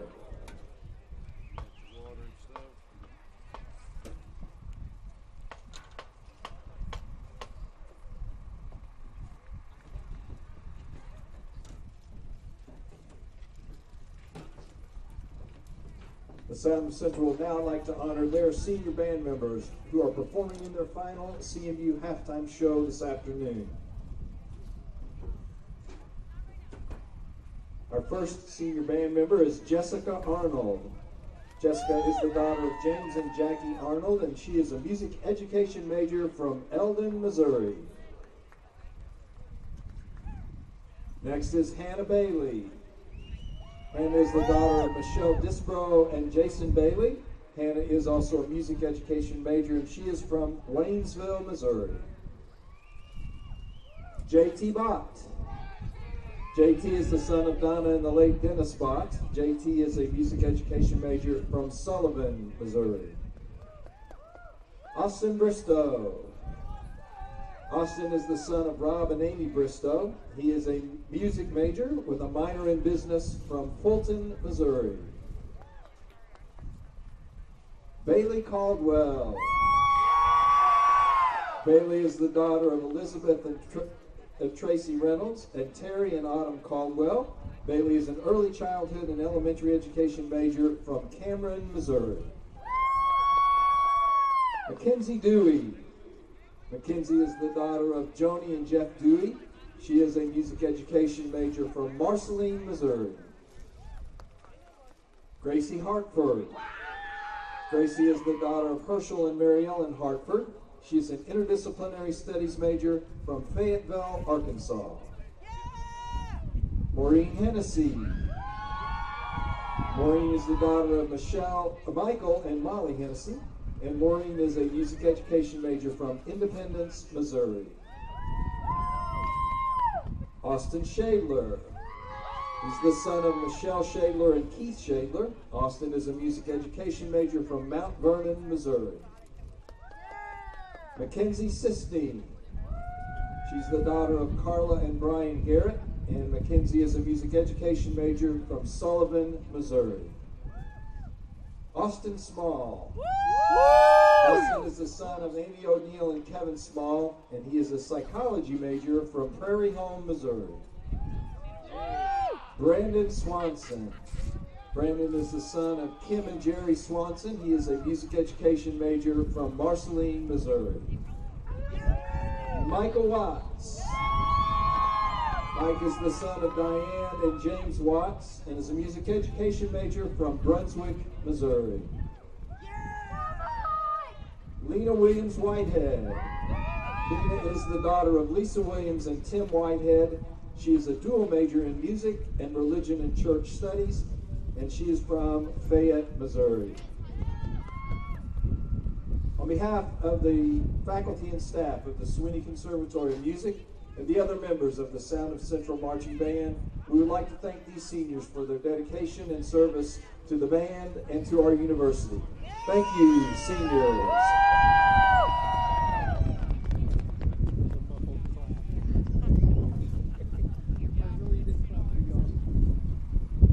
And now to close today's show, the Sound of Central would like to honor our veterans and their families. We're going to play the Armed Forces Salute by Bill Moffitt, and we would ask that if you are a veteran or you had a member of your family that was a veteran, please stand or wave when you hear the theme song of their branch of the service. Here's the Sound of Central and Armed Forces Salute.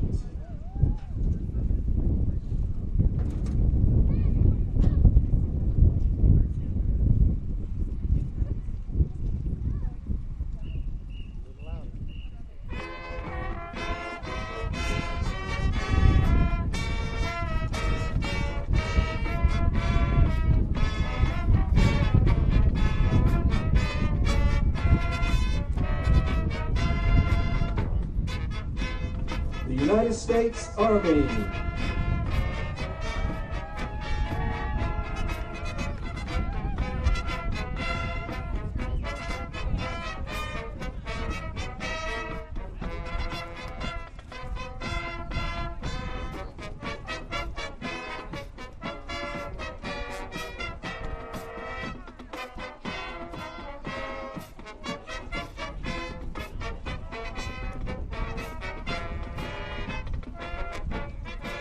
the United States Air Force.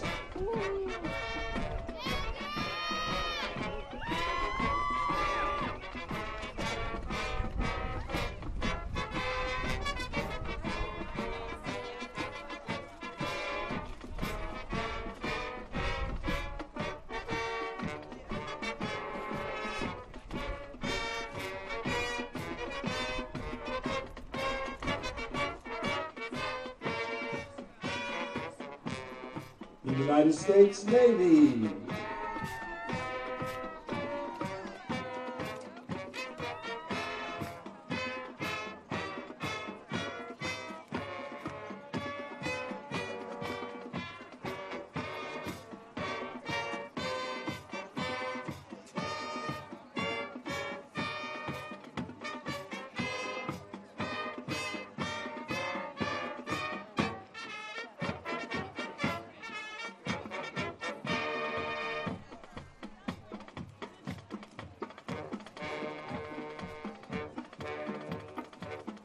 The United States Coast Guard.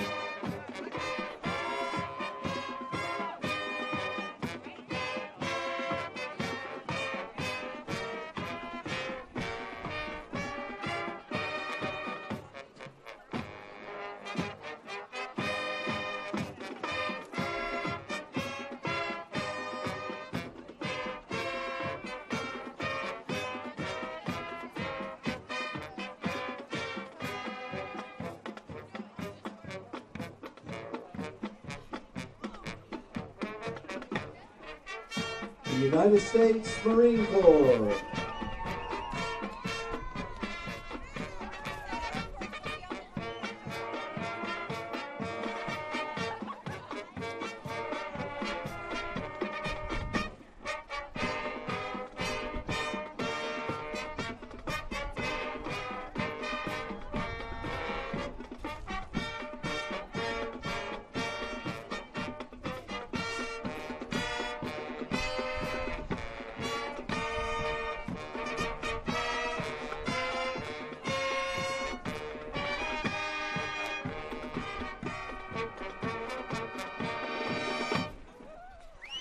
Thank you to our veterans and their families.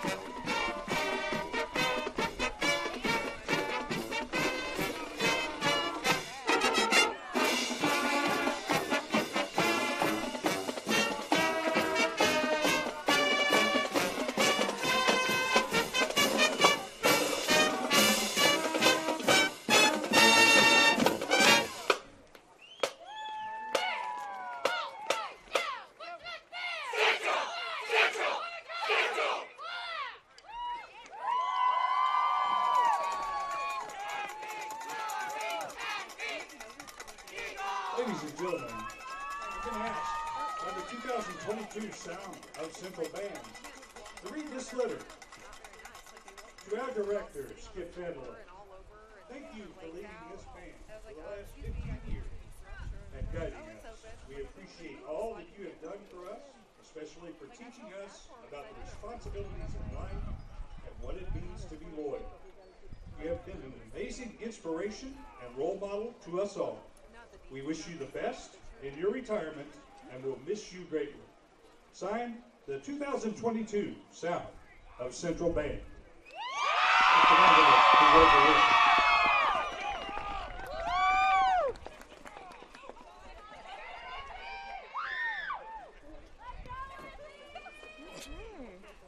I did not know he was retiring. Wow.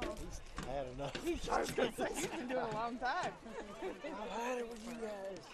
Found out that one of my new coworkers was in the high school here in Fayette when he was Ladies and teaching. gentlemen, Wow. please Yeah, welcome to the field.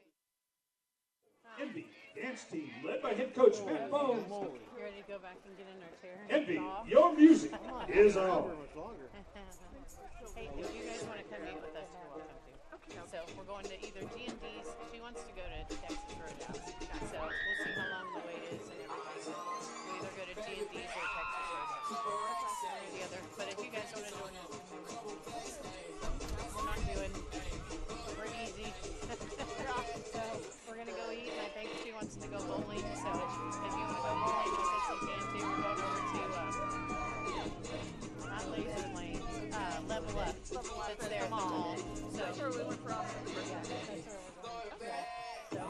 welcome to join if you want to. Step in front of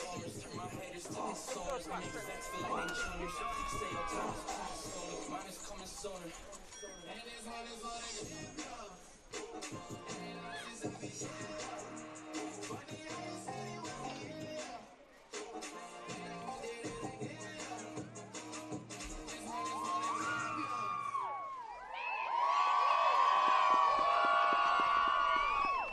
Ladies and gentlemen, your Eagle NB dance team. Ladies and gentlemen, the CMU Psychology Club would like to thank.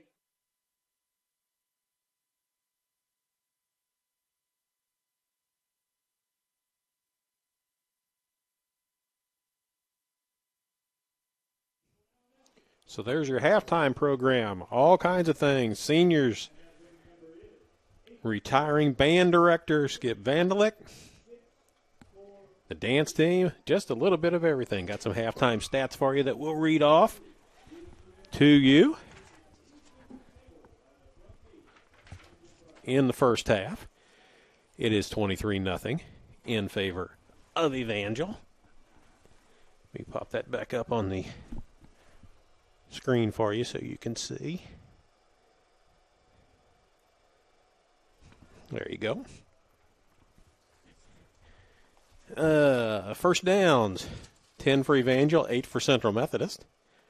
Rushing, 21 carries for 110 yards for Evangel, 18 for 38 for Central. Passing yardage, 5 of 13 with an interception for Evangel for 116 yards. For Central, 6 of 17 for 94 yards.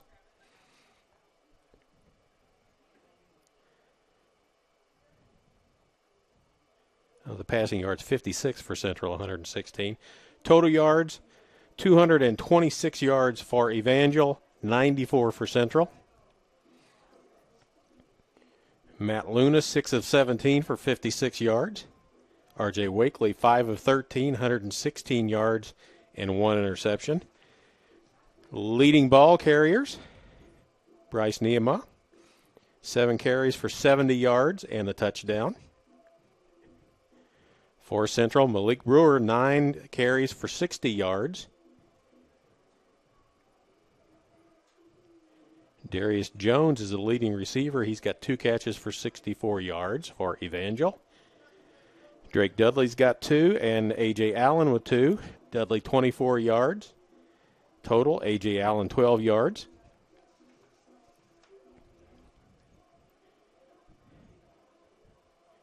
Time of possession, 15-11 for Evangel, 14-49 for Central, so not much in the way of disparity, much difference there.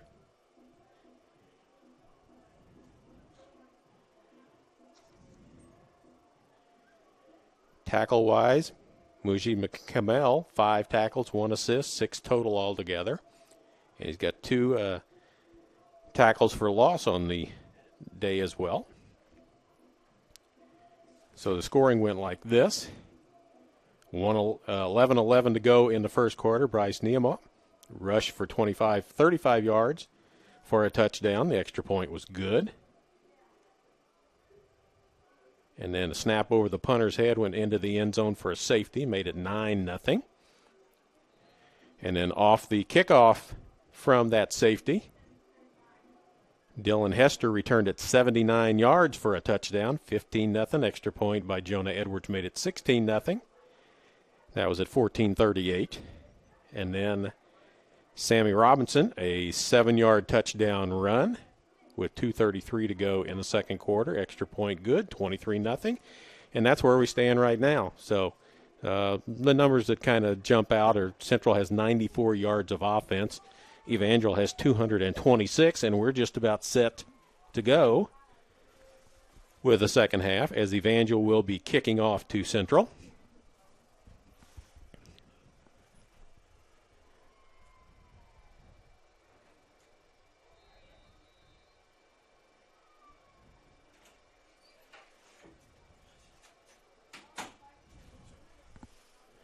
Approached.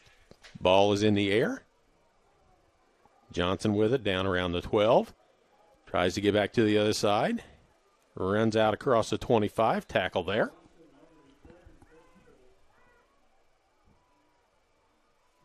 Leviathan on the tackle.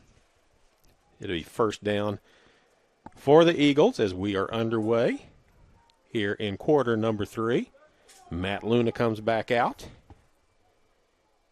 6 of 17. He started out 3 of 3. 6 of 17. No interceptions. And 56 yards passing. Brewer met in the backfield, going to be that tackle for a loss. Zach Myers, sophomore from Lee's Summit, Missouri, makes the tackle.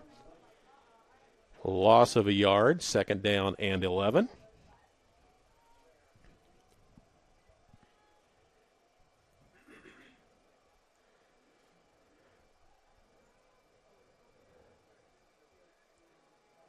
Some confusion with the alignment for the Eagles. 13 on the clock. Luna escapes one, throws the ball out of bounds and out of play. No flag on the play as he was out of the tackle box and a receiver in the general vicinity, and the ball got past the line of scrimmage. So it's third down and 11. Third down 11. As we're 1 minute into the second half, quarter number 3.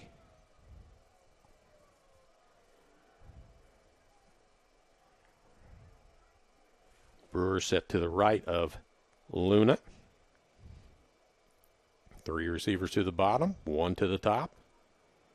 On third and 11. Luna back, off his back foot, throws toward the sideline, incomplete. And on to bring up fourth down as Luna takes a hit and goes down on the turf.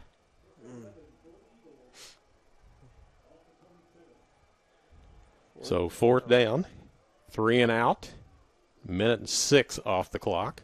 Man, that was quick. Didn't take long. Running play that lost a yard, 2 incomplete passes. Workman back again.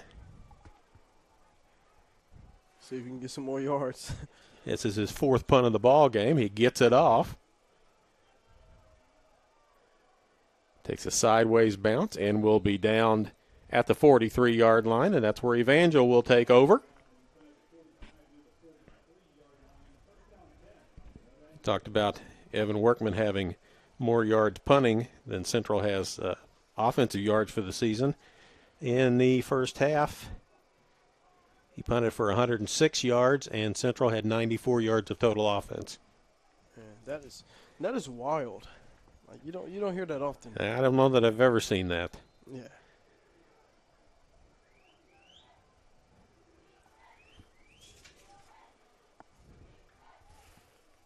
Wakely hands it off up the middle.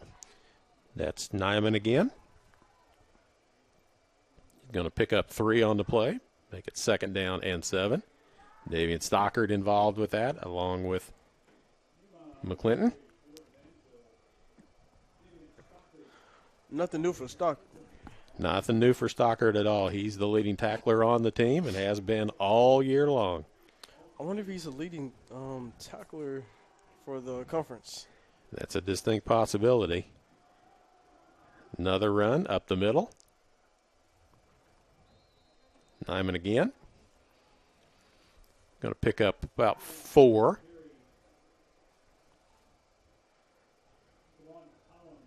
Going to be third down and 3. Collins makes the tackle for the Eagles.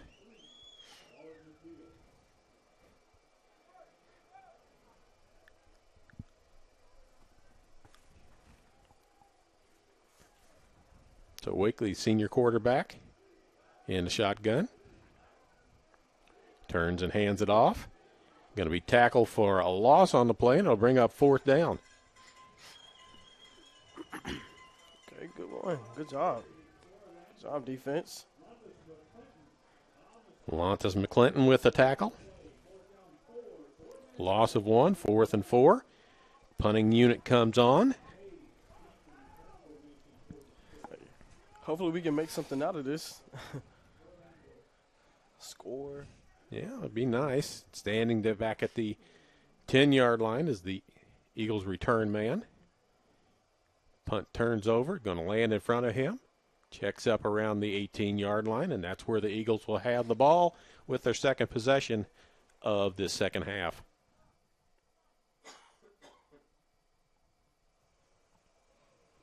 See if the Eagles can get something going on this drive. They had one good drive in the first half, but it stalled out on fourth down. Yeah.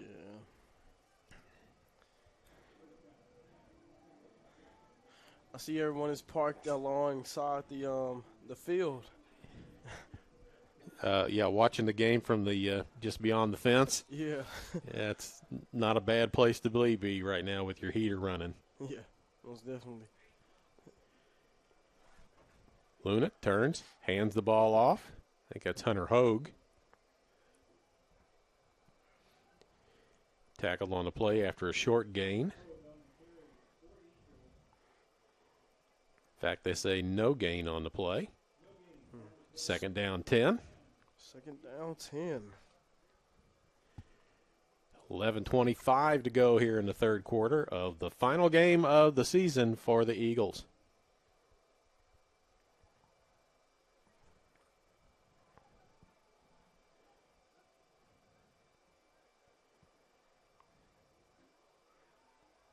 Luna under pressure.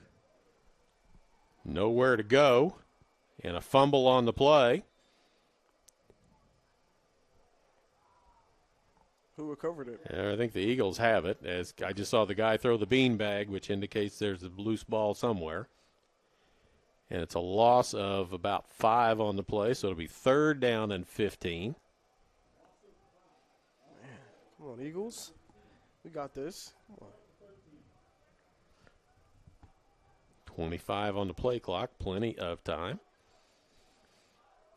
A lot of team camaraderie on the sideline. Everybody's kind of bunched up, but we all know that's for heat. Oh, yeah.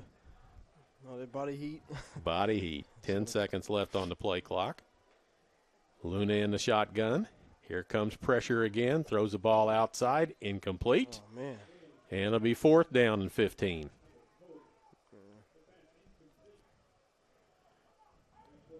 Might as well get ready for a punt. Yep, it's going to be. Fifth one, right? Yep, it's fourth down. The ball's at the 16, so Workman will be standing right at the goal line. Hester standing at his own 40 and inching forward. Evangel shows pressure, coming right back up the middle. Here they come. Ball is away. Hester in the right spot because he's going to catch it at the 38-yard line. And that's where Evangel will have the football in Eagle territory at the 38.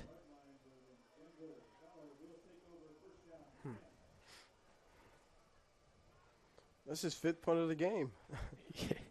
Yeah, he gets a workout. He's not quite up to his average of 8 per ball game yet, but Oh, not yet. he's working on it. I believe he's going to have more than 8 the way they keep playing. Well, I suspect Evangel's going to get to the point where they're going to run the football and try and just run clock off at some point. Yeah. They have 23 points. That should be enough at this point. And there's a little swing pass, lateral, so this is a running play to Hester. He's going to pick up 10 or 11 on the play. You called it. A running play. Yeah, why not? You're ahead 23 points. You want to get out of here. It's cold. Yeah. You want the clock to run. You want to get the win. You don't want anybody to get hurt. Yeah, that's true, especially in this cold weather. Yeah. I feel like everything hurts 100 times more in the cold. Oh, yeah. The only good thing is sometimes it's so cold it doesn't hurt until it starts to warm up again, and then your injury becomes worse. Oh, yeah. So it's a gain of 9 on the play, 2nd and 1. Handoff, nope. Yep, handoff up the middle, not going to get the first down. As that was, it was 36. They've got a pair of 36s, so I'm not sure which one It got was. 236s on the field. Oh, they got not on the field, 2 in the program. They have 2 of everything almost in the program. 36 is either Jace Dowden, a tight end from Mountain Grove, or Corey Rogers, a defensive back from Oklahoma. So I'm going to guess it was the tight end trying to run it for that, and he lost 2 yards, so it's 3rd down and 3.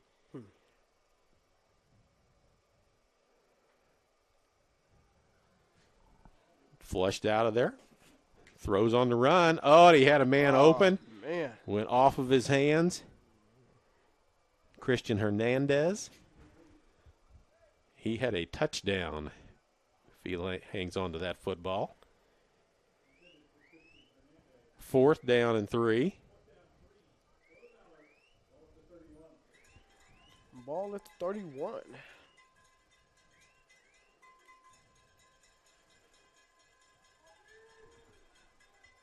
So 4th down and 3. Clock stops on the incomplete pass. Joshua Tips, number 8, into the ball game, and we have whistles blowing and a timeout called by Evangel. Their first of the second half. They didn't like what they saw.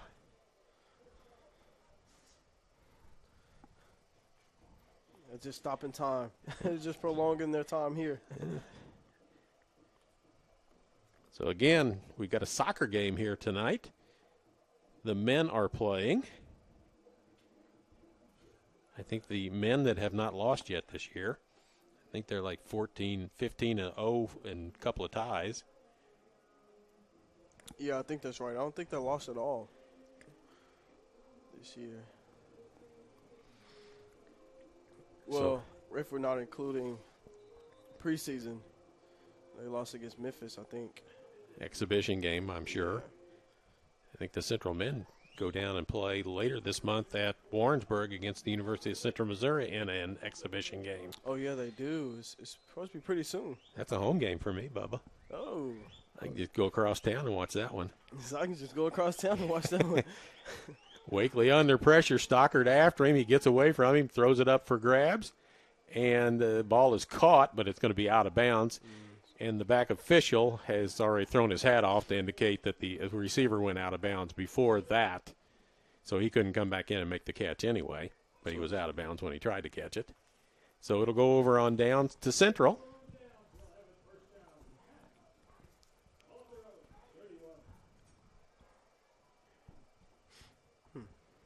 Looking on the sidelines, Davian Stockard being the good leader he is, encouraging his defensive teammates and congratulating them on a nice defensive stand.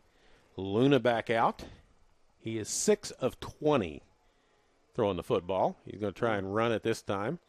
Not going to get too far, but he's going to pick up a couple of yards, plus yardage on it. Going to pick up 3, make it 2nd down and 7. It's a decent run. Not bad. It's at times that's been a good play for us. 8:40 to go here in the third quarter.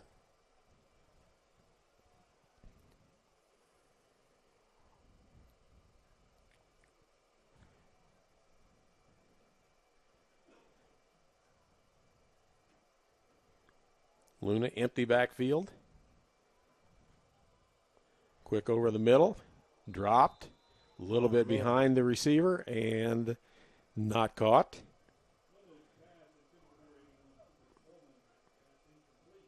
Intended for Cooper Tillman, number 81. We'll make a 3rd down and 7. So let's see what can be dialed up here. They look to the sideline, 16 on the play clock. Everybody checks their cheat sheet of what the play is. Luna looks, flushed, throws it away.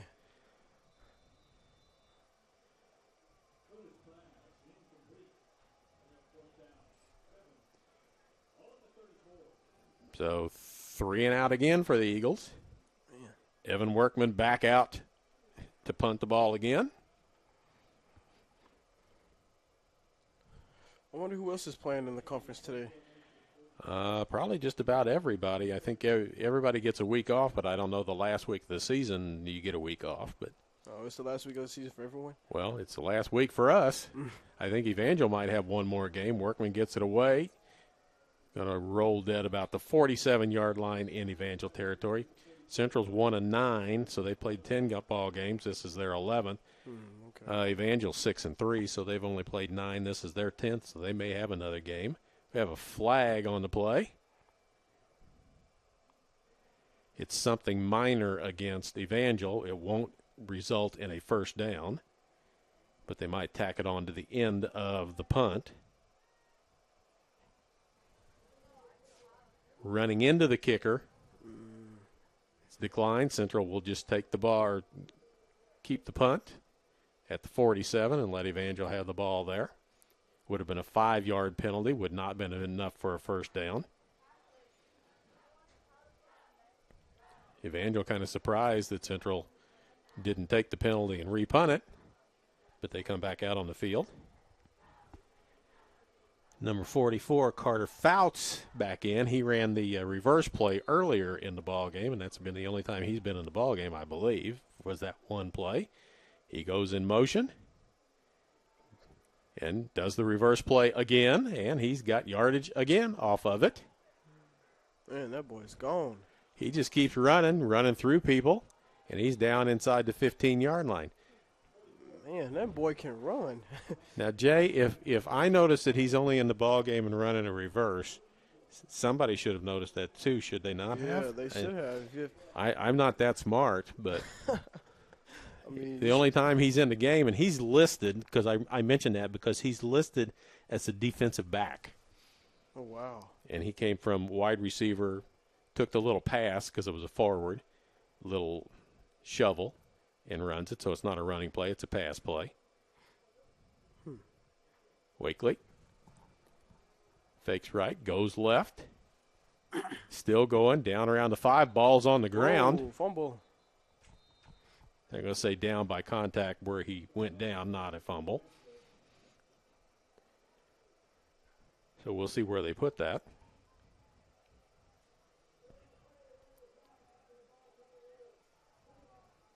The runner was down when the ball came loose. It's a gain of 6, make it 2nd down and 4. Clock runs. Wakely again, going to go up the middle. Not going to pick up a lot, but a little bit. Clock will continue to run with 6:53 to go in third quarter. 2nd and 4. It was 2nd and 4. Now it's 3rd and still 4. Okay.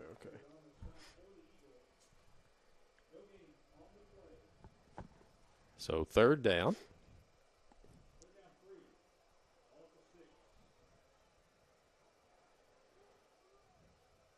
Quarterback under center, I formation. Tight end, wing, all move. Wide receiver is going to go to the other side. That's Hester coming to the bottom of your screen. Still got 7 on the play clock. Handoff right up the middle.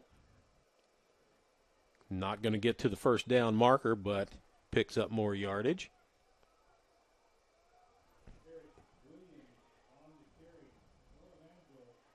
Eric Williams, freshman from Irving, Texas. It'll be 4th down and 2.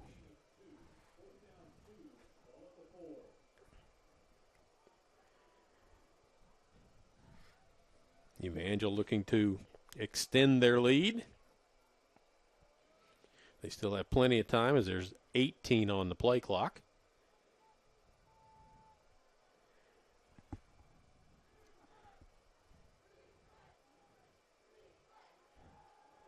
Out in the flat, incomplete, and the ball will go over on downs.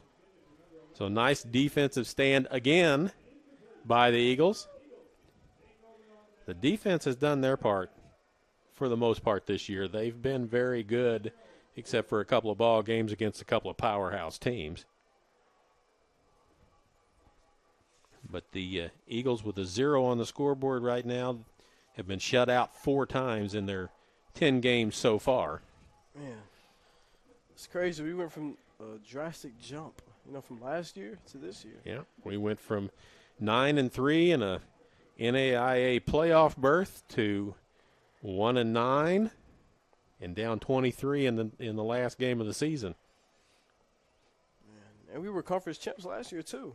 Yep, in our division, yes, we were. There's a running play, trying to get it out away from the goal line, but not going to pick up any yardage. In fact, going to lose a yard on the play, 2 yards on the play, 2nd and 12.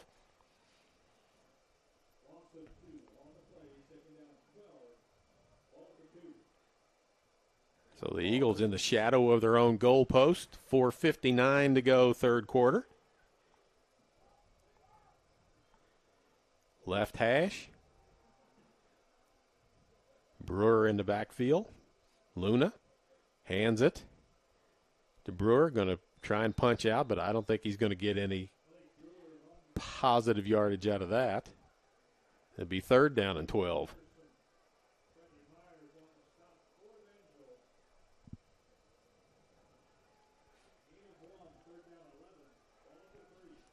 They say a gain of 1, but the sticks didn't move.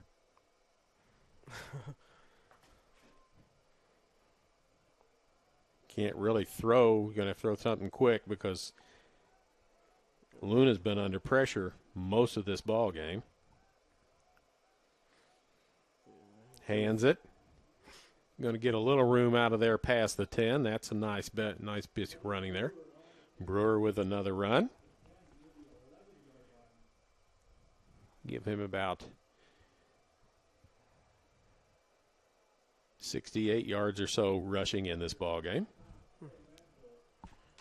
Think he's going to hit 100 by the end of the game? I don't know.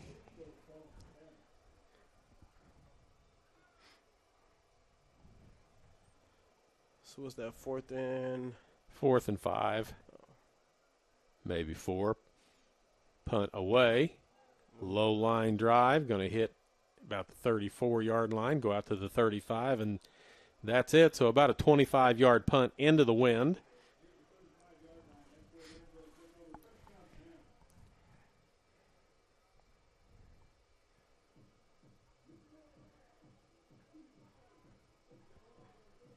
It's punt number 7 in the ball game. So one more, he'll be at his average of 8 punts per ball game.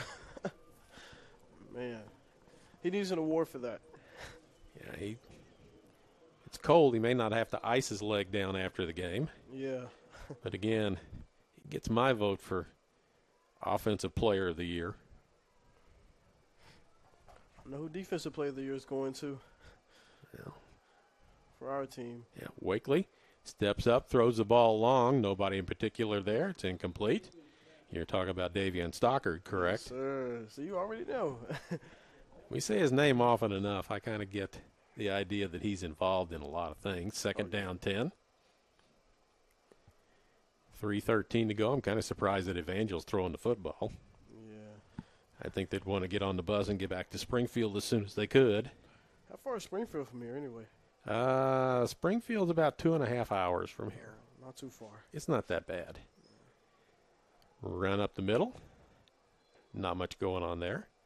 I actually have a daughter who graduated from Evangel. Really? Yes.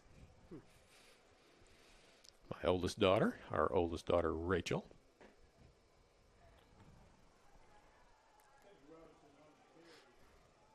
Did you have her in broadcasting too? No. He said no. No. She was a business major. She had no interest. She could talk really well, but not broadcasting-wise. Oh, okay. Wakely. Across the middle, wide open. Lost the handle on the ball, and the Eagles have it. There we go. Let's go, Eagles. Wasn't hit, just lost the ball, and it came out. Now they're going to talk about whether it's an incomplete pass or not, and we're going to have a group of the officials get together. It looked like he took a couple of steps, and the ball just popped out. Fumble recovered by the defense, so Central stops that rally as well. Ball at the 19-yard line.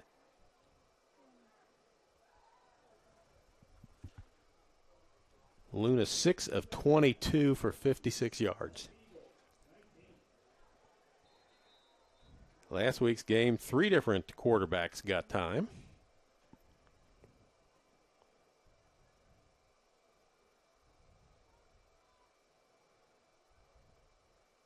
Luna Back to pass, under pressure, sacked immediately. Down he goes.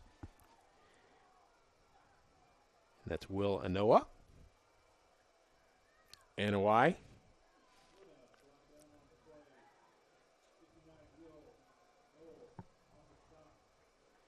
Loss of 6, 2nd and 16. Luna, a junior from Atascosa, Texas. Hands the ball off. Looks like Hunter Hogue, maybe. Gets out to close to the 15, which is a gain of a yard on the play. 3rd down and 15. 1:35 to go. 3rd quarter. It seemed like this 3rd quarter went by pretty quick. I think there's some pom-pom girls, some dance team, and cheerleaders who might disagree with you. Oh, I bet. They're outside. Yeah, they're outside in the wind. Yeah. Luna just throws it up for grabs, and it's almost intercepted. Edwards was a intended receiver as he was under pressure. Luna was under pressure again, and there's a player down on the play, and there's flags down on the play. We'll not conjecture about who's down yet, but it's back in the roughing the passer area. Oh, man.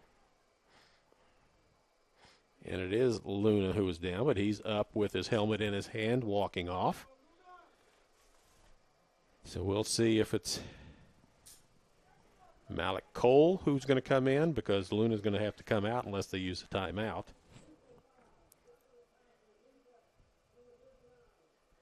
So roughing the passer. 15-yard penalty from the spot. Automatic first down. Automatic. And that would not have been a first down with just the 15 yards.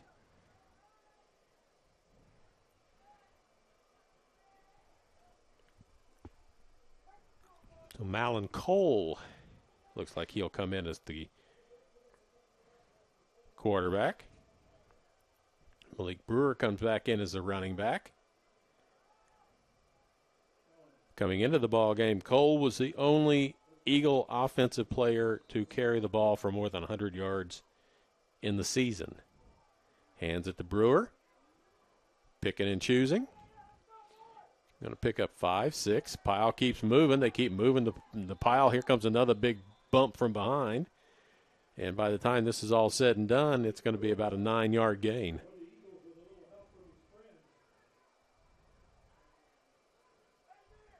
They're looking to where to go. They're going to mark it back further than what I thought they were. 2nd down and a long one, short 2. Cole,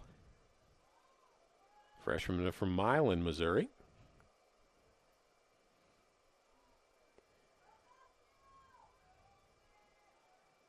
Back to throw on 2nd and 1. Gets hit as he lets it go, and it's knocked down. Incomplete. Riley Childs comes in. 5'11" freshman. Now we got another flag down. Personal foul, roughing the passer. Again? Yes. What is Evangel on? That one is a little iffy. Yeah, because I watched the tail end of it. The defender came in and hit him. Wasn't anything blatant, wasn't anything bad, didn't knock him down and land on top of him, but it's enough for the official to call, and it's 15 more yards and another first down, and Luna's back in at the quarterback spot. Didn't take him much time to get back out there. Nope.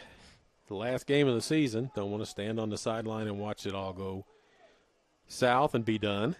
Yeah, that's true. That's a good way to think about it. 12 seconds left. Yeah, I mean, it's just 12.4 left in this quarter. Luna runs, directing traffic, throws, and it's 5 yards out of bounds, which is a good thing. 3.9 to go. And that's why Luna's numbers are not real good, but there's another flag down on the play. Central quarterbacks are throwing the ball at about a 40% accuracy rate this year. Man. That's this year. Imagine what today is looking like. So, Markov back to the 43-yard line, and they've got to get to the 37.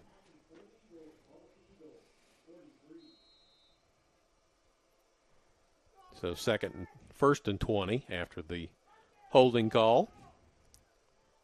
Still 3.9, haven't started the clock. It'll start on the snap. This should be the last play of the third quarter. Luna has a little bit of time, dumps it over the middle, incomplete. Intended for Allen. That'll be the end of the third quarter, 23-0. Our halftime score is now the score at the end of 3. Man, one more quarter. So with Lunas getting updated, 6 of 23 for 56 yards, no touchdowns, no interceptions.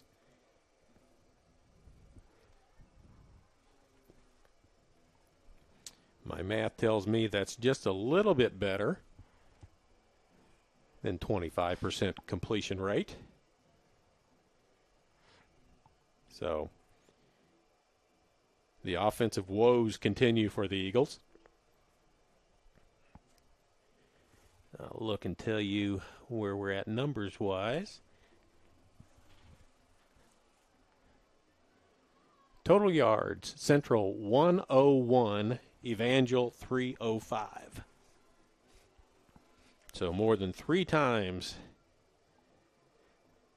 the offensive output by Evangel over what Central has done. Oh, wow. A very, very prolific offense last year, and one that has struggled this year to put points on the board. The defense has been the mainstay. The defense was good last year, and the defense has been pretty good this year. So, second down and 20. Brewer in motion, gets the handoff, left side, gets the penalty yardage back plus a little bit. It'll make it third down and 8. That's a big gain. A big run right there. Good run, 12 yards.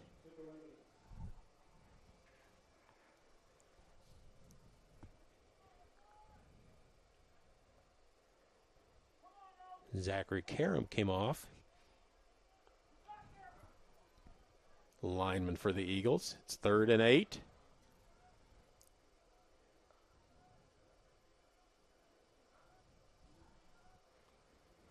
Luna back. Throws it across the middle, misses his man. There have been times that Eagles have been open and just haven't been hit. There have been other times that the pressure's gotten to the quarterback, and he's just had to unload and throw away. Fourth down and 8, and I don't see the punt team coming out. Maybe Evan Workman's tired. They're going to go for it on 4th and 8 from the Evangel 45-yard line. Let's see if they actually do that. 4:13 to go. You can't be tired.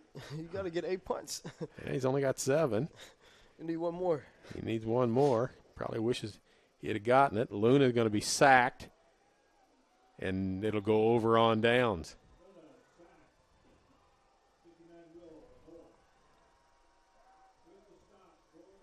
And so that will turn the ball over to the Evangel offense, and the defense has to play it again.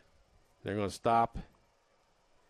The clock stopped with 13:53 to go. See, we're going to see a new quarterback anytime soon. Nope. Wakely's back in.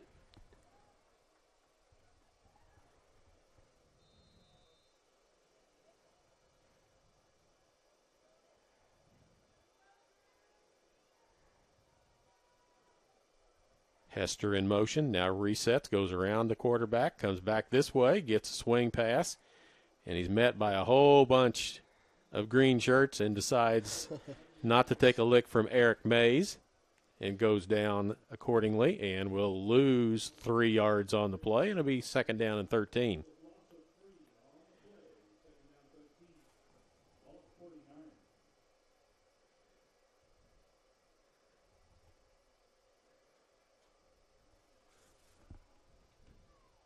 Wakely has not had a great game himself, 7 of 19. 139 yards and an interception, touchdown pass and an interception. He rolls, looks, throws behind his receiver and off the hands. Cold weather's causing problems for the receivers right now. There's been a lot of drop balls in this game. That was Michael Murray, freshman out of Mansfield, Missouri. And it'll be 3rd down and 13. 3rd down and 13. From the 49-yard line in Evangel territory, 13:09 to go.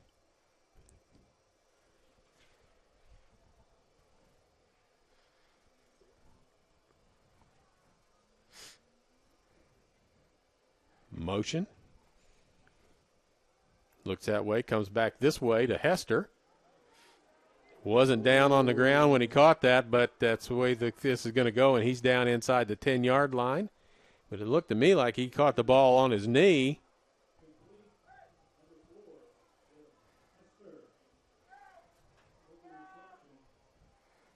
And Wakely's in a hurry to get the ball snapped. There's no review coming. He wants to snap the ball before somebody can look at it and find out that the knee was down, but that technology is not here. Yeah, not here, buddy. Nope. We're not going to stop and let you look at a camera of something on the sideline for you to take a picture of whether his knee was down or not. But it's 2nd and goal now. Going about a 1-yard gain. It's down at the 4 right now.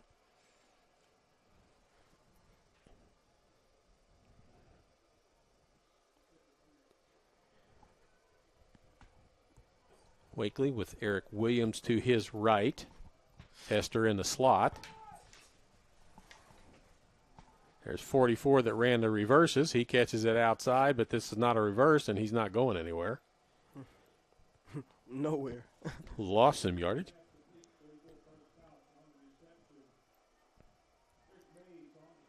Eric Mays was having none of that for the Eagles.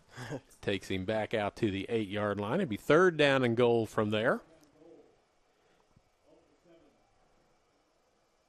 Clock rolling at 11:45. Overcast day, one of the few times we've been able to get the scoreboard clock on our scoreboard, that the sun hasn't bleached it out and made it you can't see it. Makes Jay's job behind me as a producer a little bit better. 100%. Hester on a reverse. He's not interested in contact very much. Yeah, I can see he's trying to avoid as much as he can. Yeah, he's more than willing to avoid getting hit. Let's see if I can find his numbers real quick. He is according to this, he's a redshirt sophomore, 6 feet, 185. Really? That's what it says. And it looks like we're going to have a field goal attempt. This would be Jonah Edwards to try what will be a 29-yard field goal. He's a straightaway kicker. He's not got a lot of sideway on him, and he knocks it through. Yeah, piece of cake. 26-0. He's not the soccer style come from the side. He was pretty much straight away on that thing. 26-0, 11:16 to go in the season for the Eagles.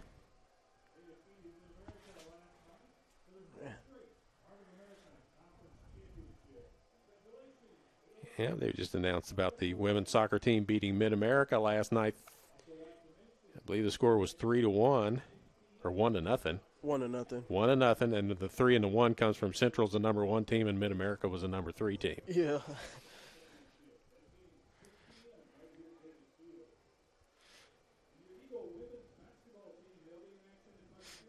Women basketball tonight at Puckett Fieldhouse at 7:30 against Missouri Baptist.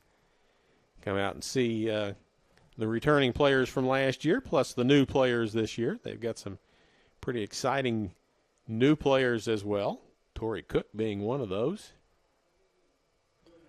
That should be a pretty good game tonight. I would think it would be a pretty good ball game.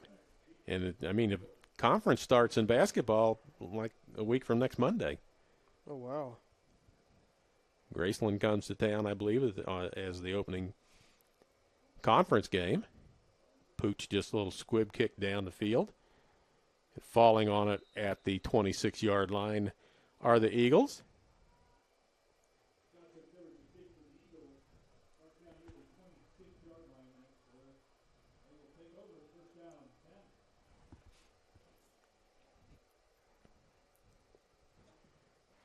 So the Eagles have the ball at the 26. Matt Luna back out. Malik Brewer, the running back. 11:10 to go.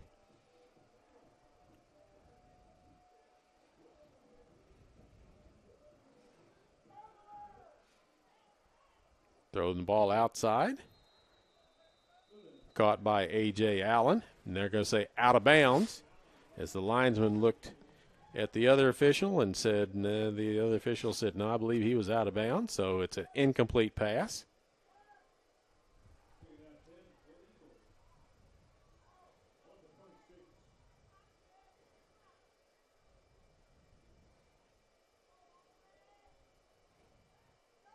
Now, the Eagles lose some really good players, some offensive linemen. About 3/5 of their offensive line graduates, as does Davian Stockard, Eric Mays, and a few more of the other, and Joe Slattery on the defensive side.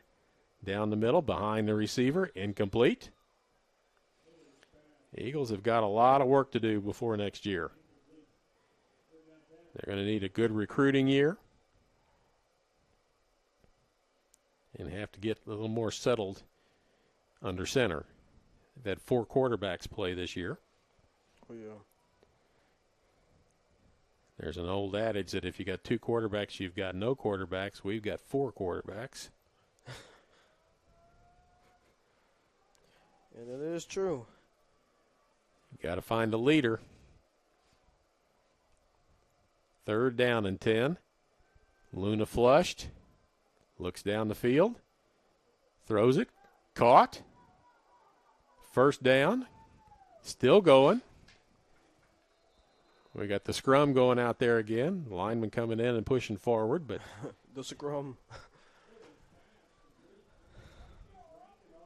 Chase Rankin with the catch. Takes it out just beyond the 48-yard line in Eagles territory. Okay, Chase. See you out there. Brewer tripped up.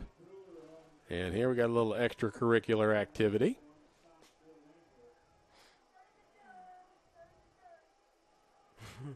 Your fans talking about just play the game. It's not that Yeah. serious.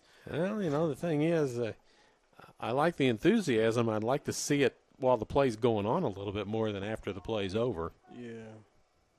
It's kind of hard to get too excited when you're down 26-0 with 10 minutes left in your season. Luna airs it out long. Allen picked off. Man. Intercepted by number 8, Brody Patterson. That will not help the stat line for Matt Luna.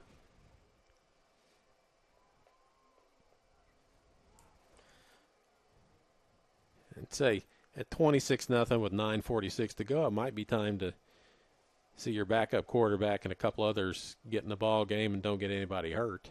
Yeah.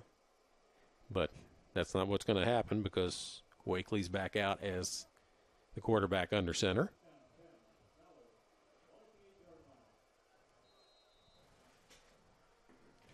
See if they just want to run the football for a while with 9:46 to go.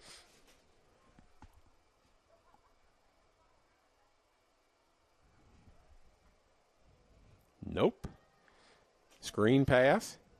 Caught. Down the field goes Nyman. Just running freely. Yeah, they invited the Eagles into the end zone and threw a screen pass. I think it may have even actually been tipped by one of the Central linemen, but I thought it was too. it looked like it changed and became a little bit more of a flutter than a pass.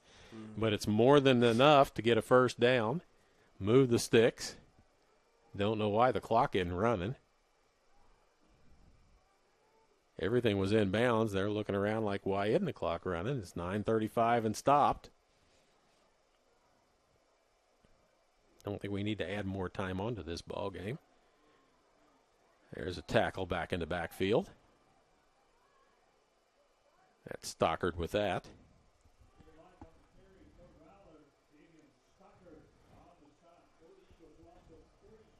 Loses 3, so it's 2nd down and 13. Clock now running at 9:12. This is Hester coming to the bottom of the screen. He's been their big play guy today. Got one-on-one coverage down here at the bottom. They swing it out off to the right.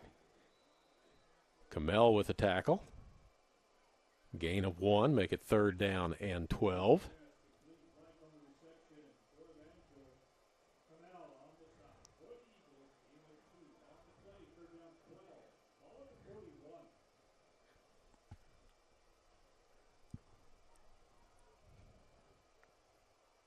A little over 8 minutes to go.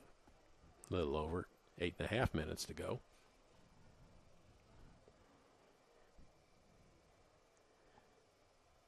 Wakely.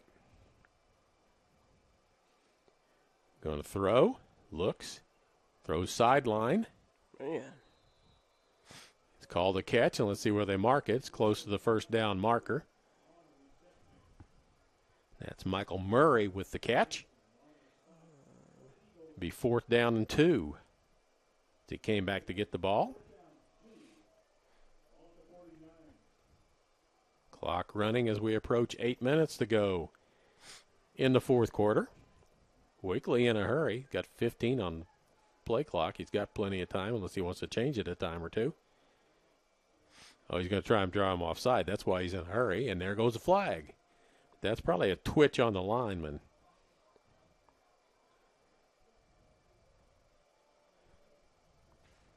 Flag on the play. White Hat's going to walk back and say it's illegal procedure against the offense. False start. So that'll make it 4th and 7 instead of 4th and 2. And now you'll see the punt team. They were just going to try and draw Central off. That's why he was in a hurry. He wanted to be able to clap his hands and nod his head bob a couple of times and try and get him offside. But in fact, the opposite happens and he gets his lineman to move. That's what happens when you be greedy. Yeah. You're ahead 26-0. Clock running, 7:40 to go.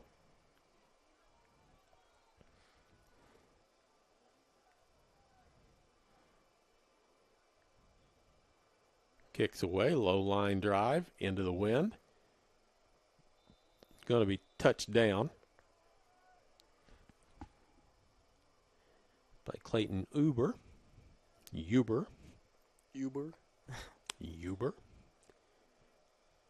Not an Uber. This Missouri Baptist first year in the heart, right? Or am I mistaken? Missouri Baptist, you mean the women's basketball game tonight? Yes. I don't know. I don't know what's going to happen with Evangel leaving the conference. They've got a couple of associate members that play a couple of sports that don't play all the sports, that maybe one of those will come in all for everything. And there's a pick. Oh, my goodness. And that's a pick 6. To the apartments. To the house goes number 7, Anthony Leviathan. Man.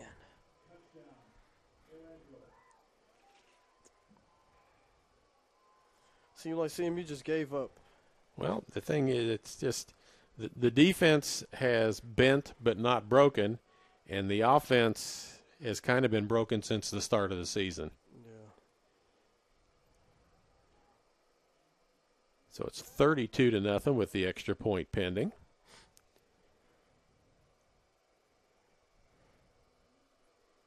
7:13 to go. Good. It's 33-0.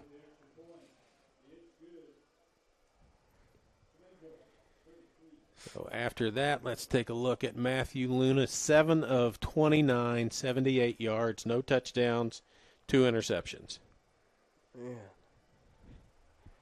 7 of 29. That's less than 25% completion. Not all his fault. He's had to been rushed and running around a lot today.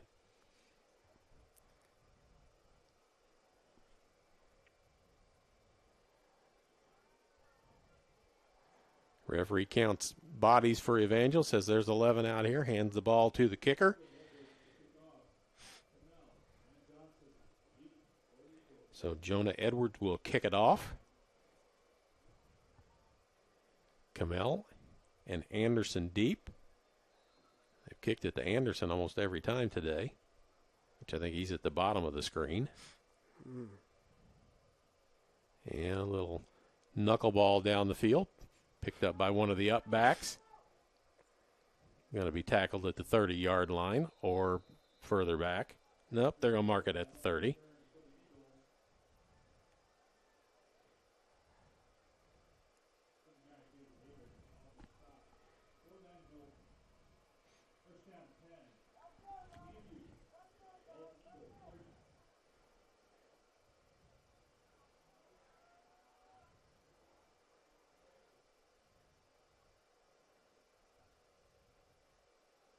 Looking to see, and Luna comes back out as the quarterback. 7:03 to go. Turns to the running game and loses 2 yards on the play, or a yard. So it'd be 2nd and 11. Kind of between rock and a hard place now.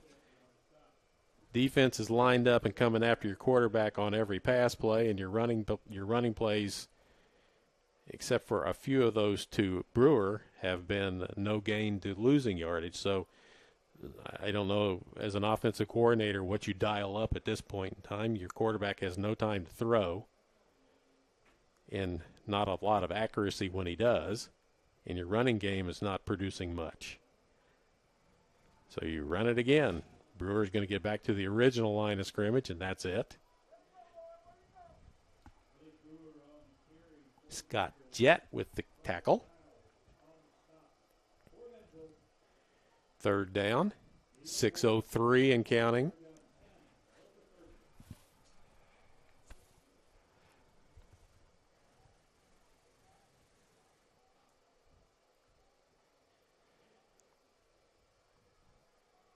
$18 on the play clock. Luna, time to throw. Finds a receiver over the middle, and it's going to be a 1st down. Okay, making some progress. Got a 1st down. Andrew Quezada.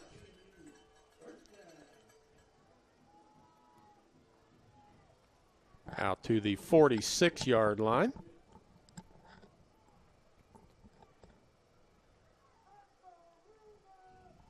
$5:34 to go. Handoff to Brewer. Not going anywhere. They're well aware of who he is.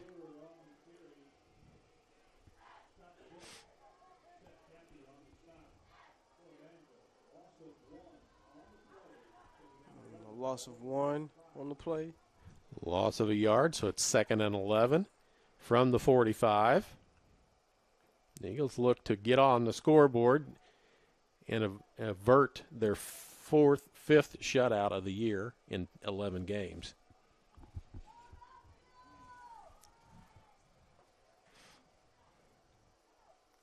Brewer on a jet sweep.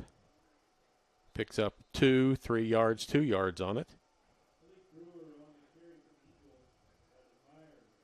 So it'll be 3rd down and 9.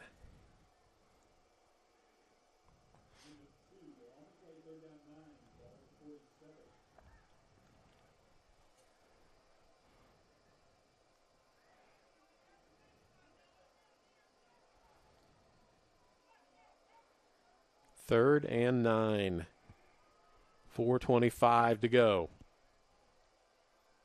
Luna under pressure again. Going to be sacked again. And that's Anoa'i again. And that's 3, 4, 5 sacks in this game for him. And it'll be 4th down. And here comes Workman to get his 8th punt of the day. Loss of 7. It's 4th down and 16.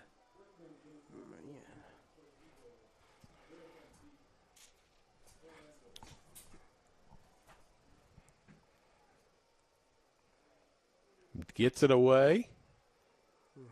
Going to hit it to 30 and roll. Picked up on the fly.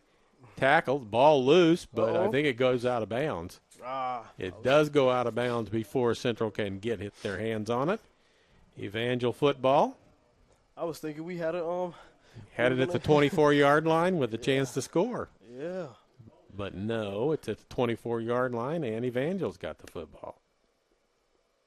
And it looks like we may have a new quarterback in.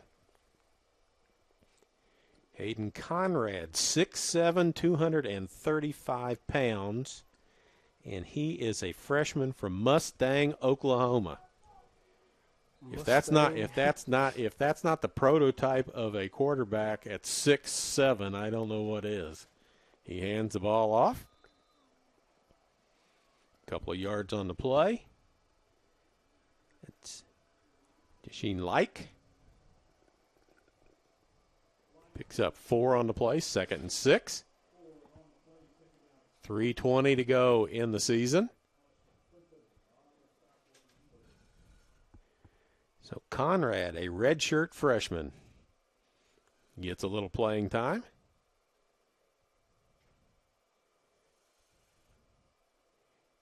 Jay liked Mustang, Oklahoma. Wonder what their school mascot was. Can't be the Mustangs. That'd be the Mustangs. The Mustangs. They're going to run the clock down as far as they can. It's down to 10 on the play clock. As Conrad stands in there. Hands the ball off. Pickup of a few yards. Been interesting if Conrad had played last year when Will Miles was here at 6'8". You always could tell where Miles was on the floor, on the field. You can always tell where Conrad is on the field. He's the tallest player out there.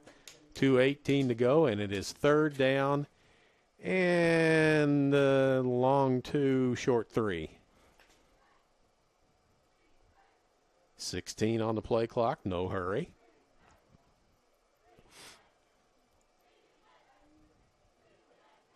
Conrad's going to come up and get under center. Hands the ball off, tackled in the backfield.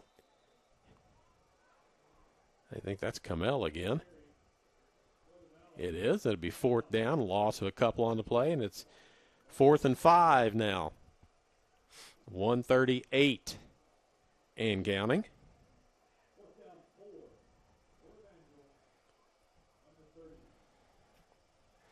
Fourth down and 4. Punter back. Eric May standing around his own 40-yard line.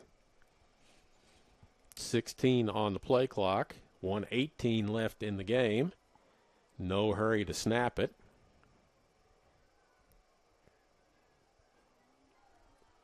Four on the play clock. They get it away. And the ball's dropped by the punter as he gets ready to punt it. It's picked up by Central, but all of it goes backwards a little bit. But Central has the ball inside the 30-yard line as the punter dropped it and forgot to kick it. He was moving faster than his brain. Yeah, he was going through his progression of things and just forgot to kick the ball.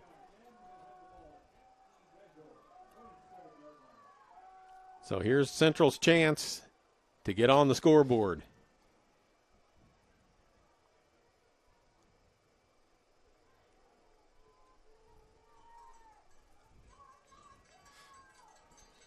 Luna back out, 8 of 30 in the ball game.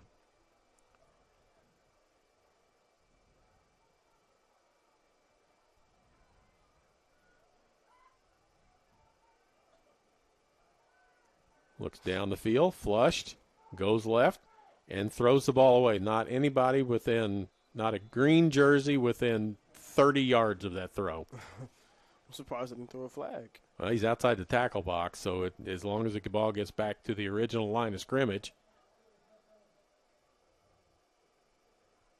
it's not intentional grounding as long as he's out of the tackle box and he gets the ball to the line of scrimmage in the air. So 2nd down and 10, 51.2 to go.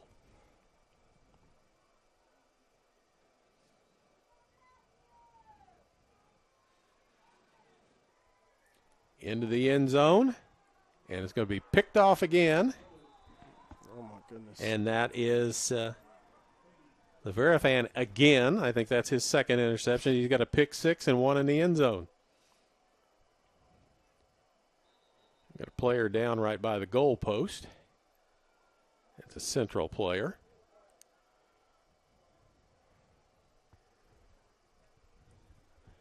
So Luna's going to finish his day 8 of 32 with 3 interceptions. Man. And with less than a minute to go, player down in the end zone hurt. Hate to see that at the end of a ball game. Maybe you can shake it off next year. He got a little time to recuperate. Don't know who it is. I mean, as long as it's not a senior, he's got some time to recuperate before next year. Yeah. Still down, so we're at the last minute of the season. Fans start to pack up and head out the gate. Beat the rush out of here. A lot of them are Evangel fans, are waiting to get back in their car for the nice warm drive home back to Springfield.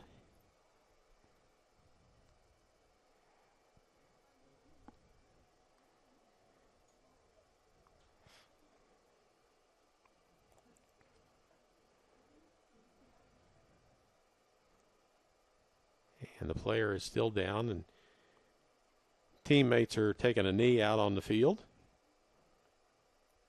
as the defense waits for their fallen comrade. Hopefully he pops up here in just a second and comes off.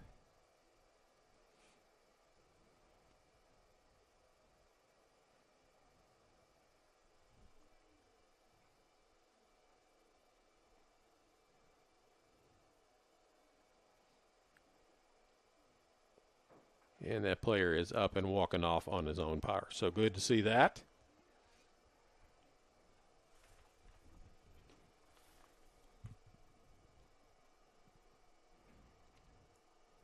That's A.J. Allen, who's coming off the field. So it will be Evangel football with 44 seconds. That's 2 plays.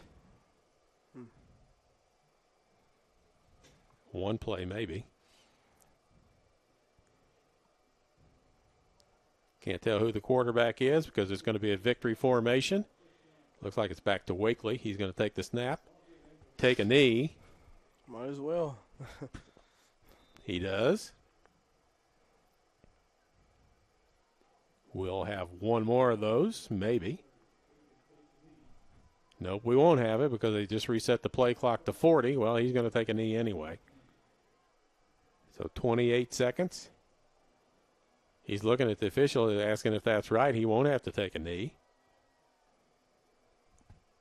Game clock is at 19. Play clock is at 24, and that'll be the ball game unless Evangel wants to take the snap and take a knee one more time. That's the way it's going to end. 33-0.